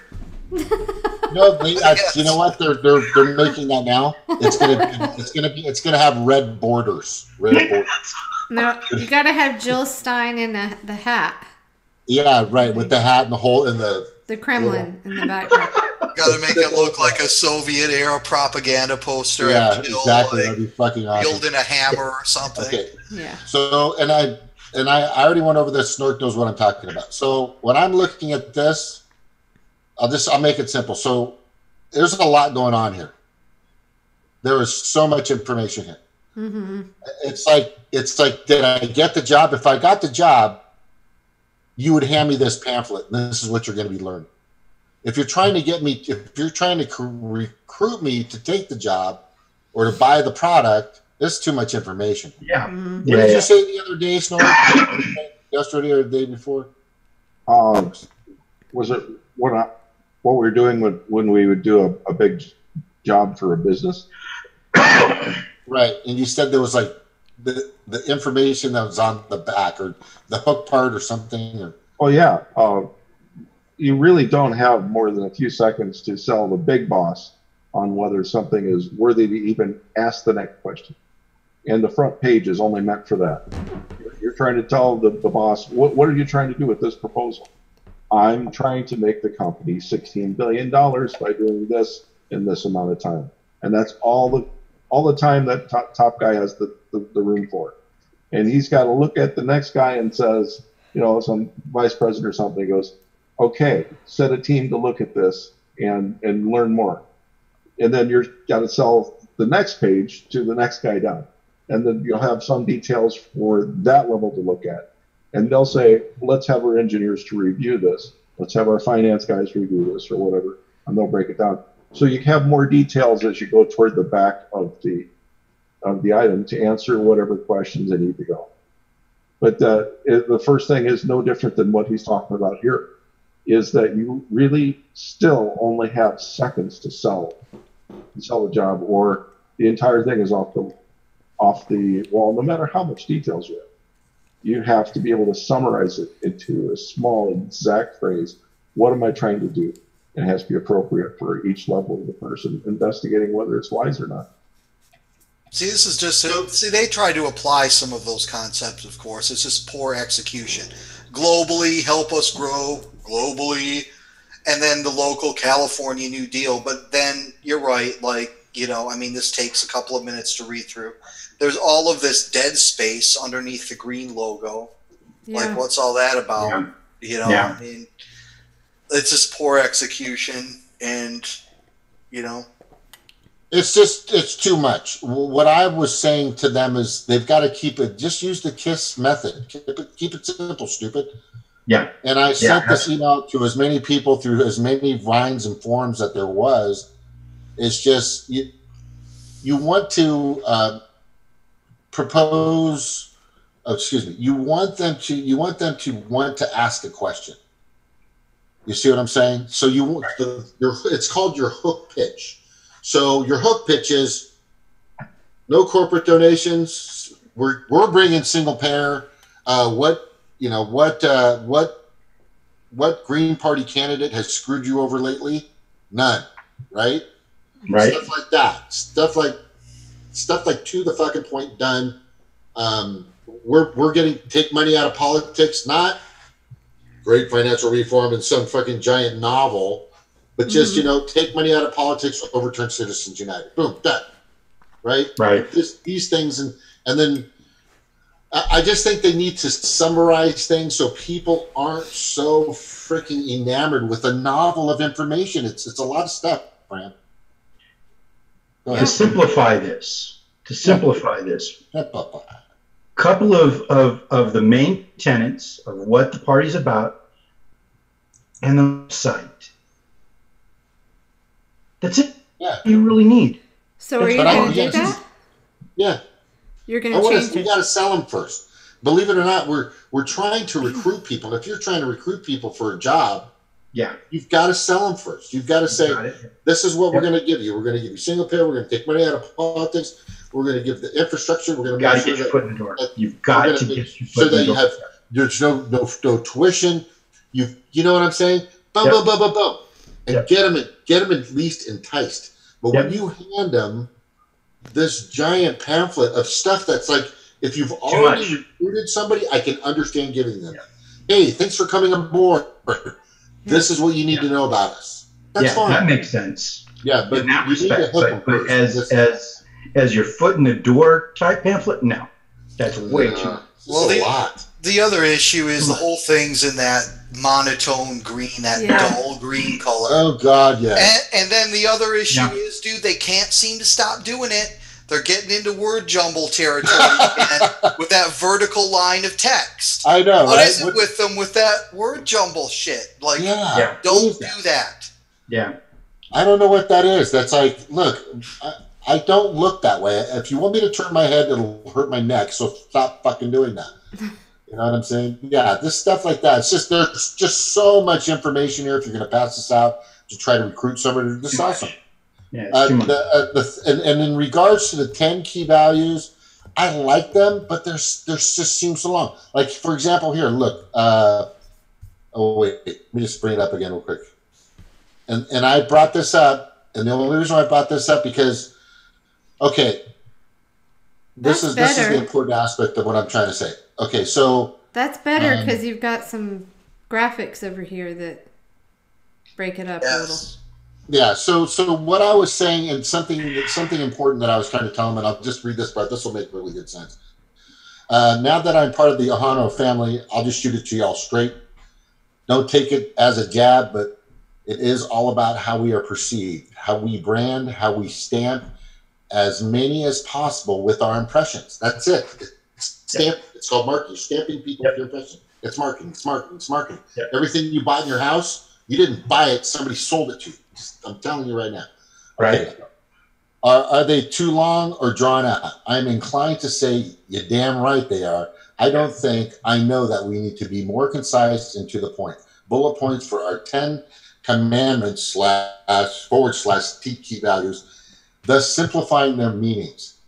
This question may put most of you off, but does there need to be a 10 key values? There's a need to be 10 key values. Can we do 5?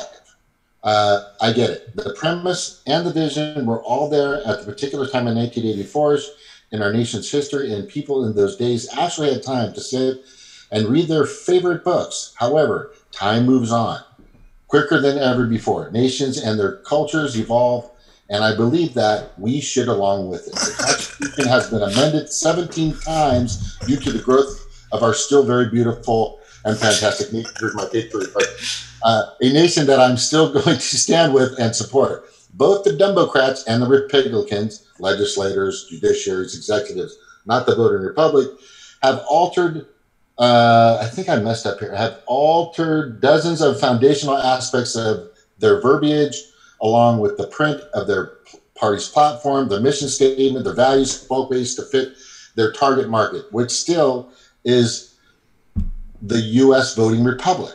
Right. That's a target market.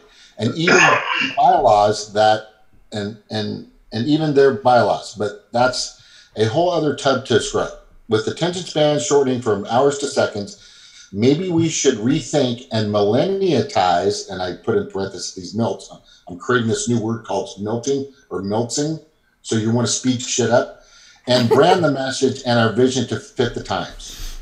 You see what I'm saying? So the Republicans and the Democrats for years, every single voting cycle, they always change shit up. Yep. They're always changing. But the Green Party has kind of kept this stagnated. Yeah. Yeah. Yeah. That's cool, James. It's time. So hopefully that shit will start moving. Go ahead, Bram. Here's the thing. I don't have a problem with the 10 key values.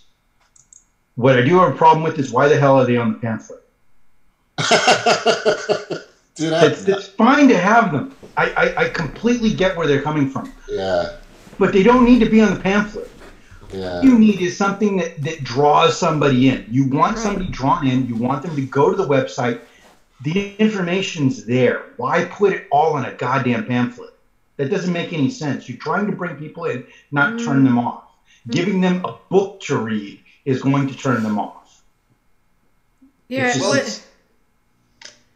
ahead, Kelly. Oh, I was just going to say what draws your attention there is the pretty little picture off to the side with, you know. Yeah, and that can even be, I think that can be jazzed up a little bit. I think the colors are kind of drab. They can kind of spice that up a little bit. Hey, Brian, you want to pull up the CFAR logo? Yeah.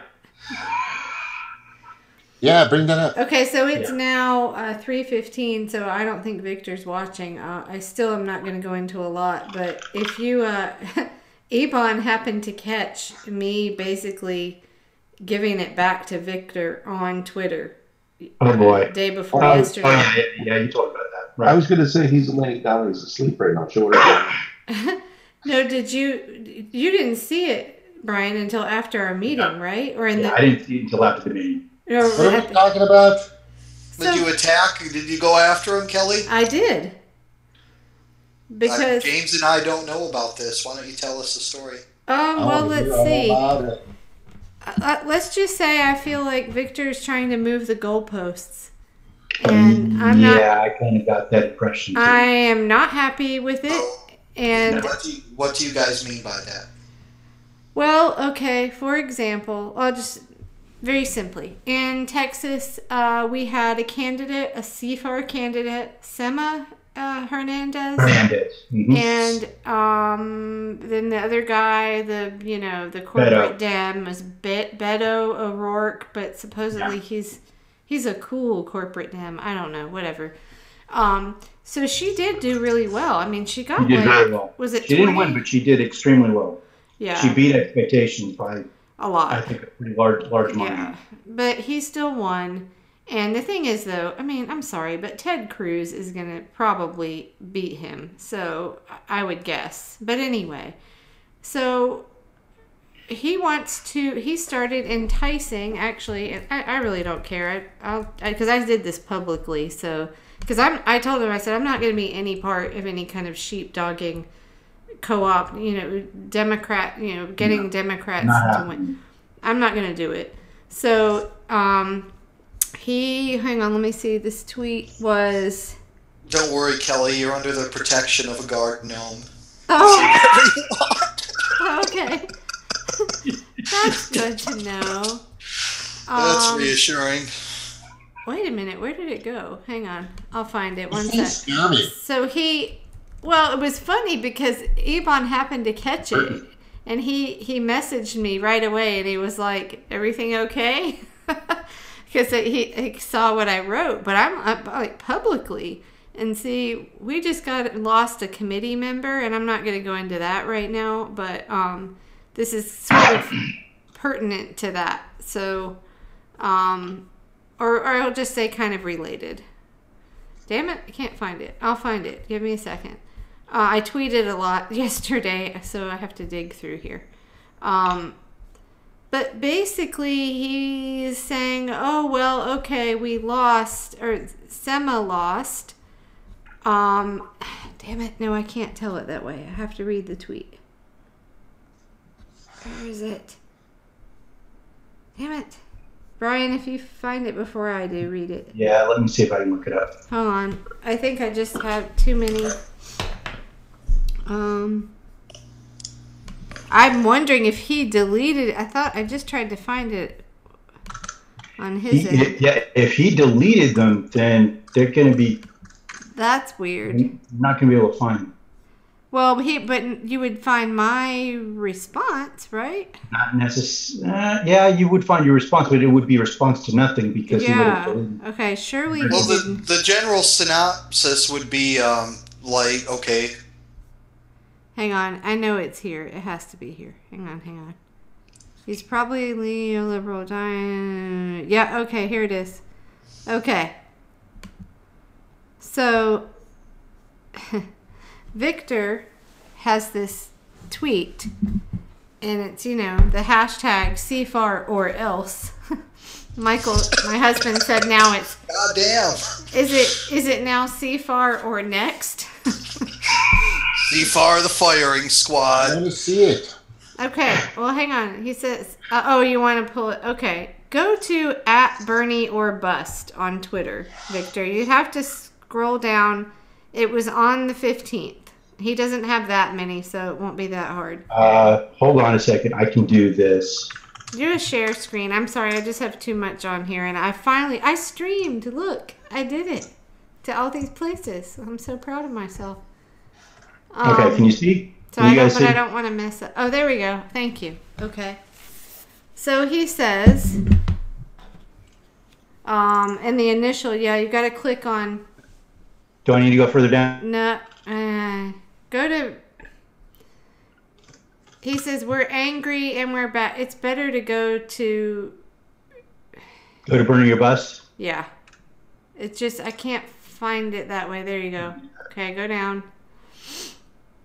Yeah, there's our little logo, the C4Ls. Keep going. Oh, no, you're on the 15th. There it is. There's the original. Go down. There it is. We're angry and we're back. Unless the winner of the Texan Dem primary, Beto O'Rourke, signs a candidate contract with voters, we intend to sabotage him. I see. That's ridiculous. Or else lose in November. A voters. Okay, so do you want to go back to where I guess go to my Twitter, because I don't know how that works. On this, for looking at it from this end. If you go to mine or wherever it was, I jumped. I can go back to yours. So I just said, that's my grandparents at the top, by the way, with those crazy masks on. Isn't that funny? Okay, so the others. I've been busy. With the philosophy that, the impression I'm getting at least, with this philosophy, you might as well just vote for Hillary. Yeah, exactly. Because why are you bothering Ted? That was our argument. That was exactly our argument. Yeah, well, so this, I saw it. So what happened? There it is. Moving the goalpost. Your response. Is this your response? Yeah, but was that the first? Was that my first one? Or was there another? I think I did two. Okay, hold on. There it is. There it is. So what happened was he did this on the 15th, which was what? Yesterday. No. Thursday. Whatever. Yeah. No, that's when I did it. That's when I responded. Anyway, I was not around. My sister was here visiting, and I wasn't on the round table thing on the air with you and Jamal and Victor. Right. So he knew I kind of wasn't. So I'll tell this part again. So Victor goes on the air and he's like, Kelly understands the Democrat, the Dem enter thing. And, I'm like, this sounds like when Bernie endorsed Hillary. Hillary Clinton understands that, and then he just put his thing in front of. So he said that, like, kind of speaking for me, and I didn't even know this tweet had happened. So when I come back, after my sister left, I'm like, well, what's going on? I'm looking in, and I see this, and I'm like, what the hell? So I said, I'm not down with this at all. Yeah. Beto waited until Senator Sanders was cheated out of the nomination. It didn't support him ever in the beginning, and then backed Hillary. What kind of revolution is this? Yeah. And then that article right there I linked is a real progressive. I don't know if he's still around. Maybe he didn't go on board with MMT, so he might have been removed. But anyway, I don't know who that guy is. But anyway, that's another story. But so if he doesn't sign this, they're going to sabotage him. Yeah, but what's the fucking point? So then, why would you go after a neoliberal? Right. So look, do you know? But then here's the thing: do you want Ted Cruz or do you want Beto? I don't want Ted Cruz, but Ted Cruz. I would rather, and I'll tell you why. We don't care. It's like having Trump win. Exactly. We want the Democratic Party to fall apart, so you don't back neoliberals. You don't. That's the whole point. It wasn't Bernie or Hillary. Exactly. It was Bernie or bust. We might as well it's the same premise. There's no leverage anymore. If you're going to do this in the first state where a CFAR candidate lost a primary, but she did really well. You build momentum. Right. You don't just cave on the first one. So I told Victor, I've noticed there hasn't been a lot of reaction, a lot of tweets. I tweet a lot. But when I tweeted this one and I said, good, he deserves to lose, I got a lot of response out of it. So anyway, or a lot more. And then he fits the mold, though. He fits, like, I'm telling you, there's in marketing, and there's a, you have to be a certain height. And here stature. I did. Okay. I said, this is what you call moving the goalposts. Put people on these pedestals. No way. Particular types. Dem enter is a strategy only if it is a way for progressives to beat neoliberal, not strategy to help neoliberal beat Ted Cruz. Nope. Right. Yep. Yeah, exactly. And that's, so you want this? So do you want the guy that's actually a squealy lizard, or the person that is a squealy lizard but doesn't really just perpetrates a fraud in a sense? They're just here you go. You know what I mean? They're fake. Do you want this squealy little lizard, which is Ted Cruz to me, or do you want one that does it in the back rooms and? Yeah, I'd rather have Ted Cruz. Yeah, I'd rather have Ted Cruz because he's real. That's a real. He's a fucking piece of shit, but he's real. Yeah, that's what people need to understand. So see what I said? Public. I was like thinking Victor wasn't going to speak to me after I did this, and I'm like, I don't care. I was just in a mood.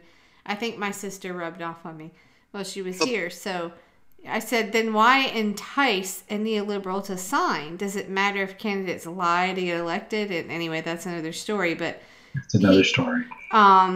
I said, it sounds like you're challenging him to sign, which is exactly what he's doing. So we are having a disagreement right now, and we'll see what happens.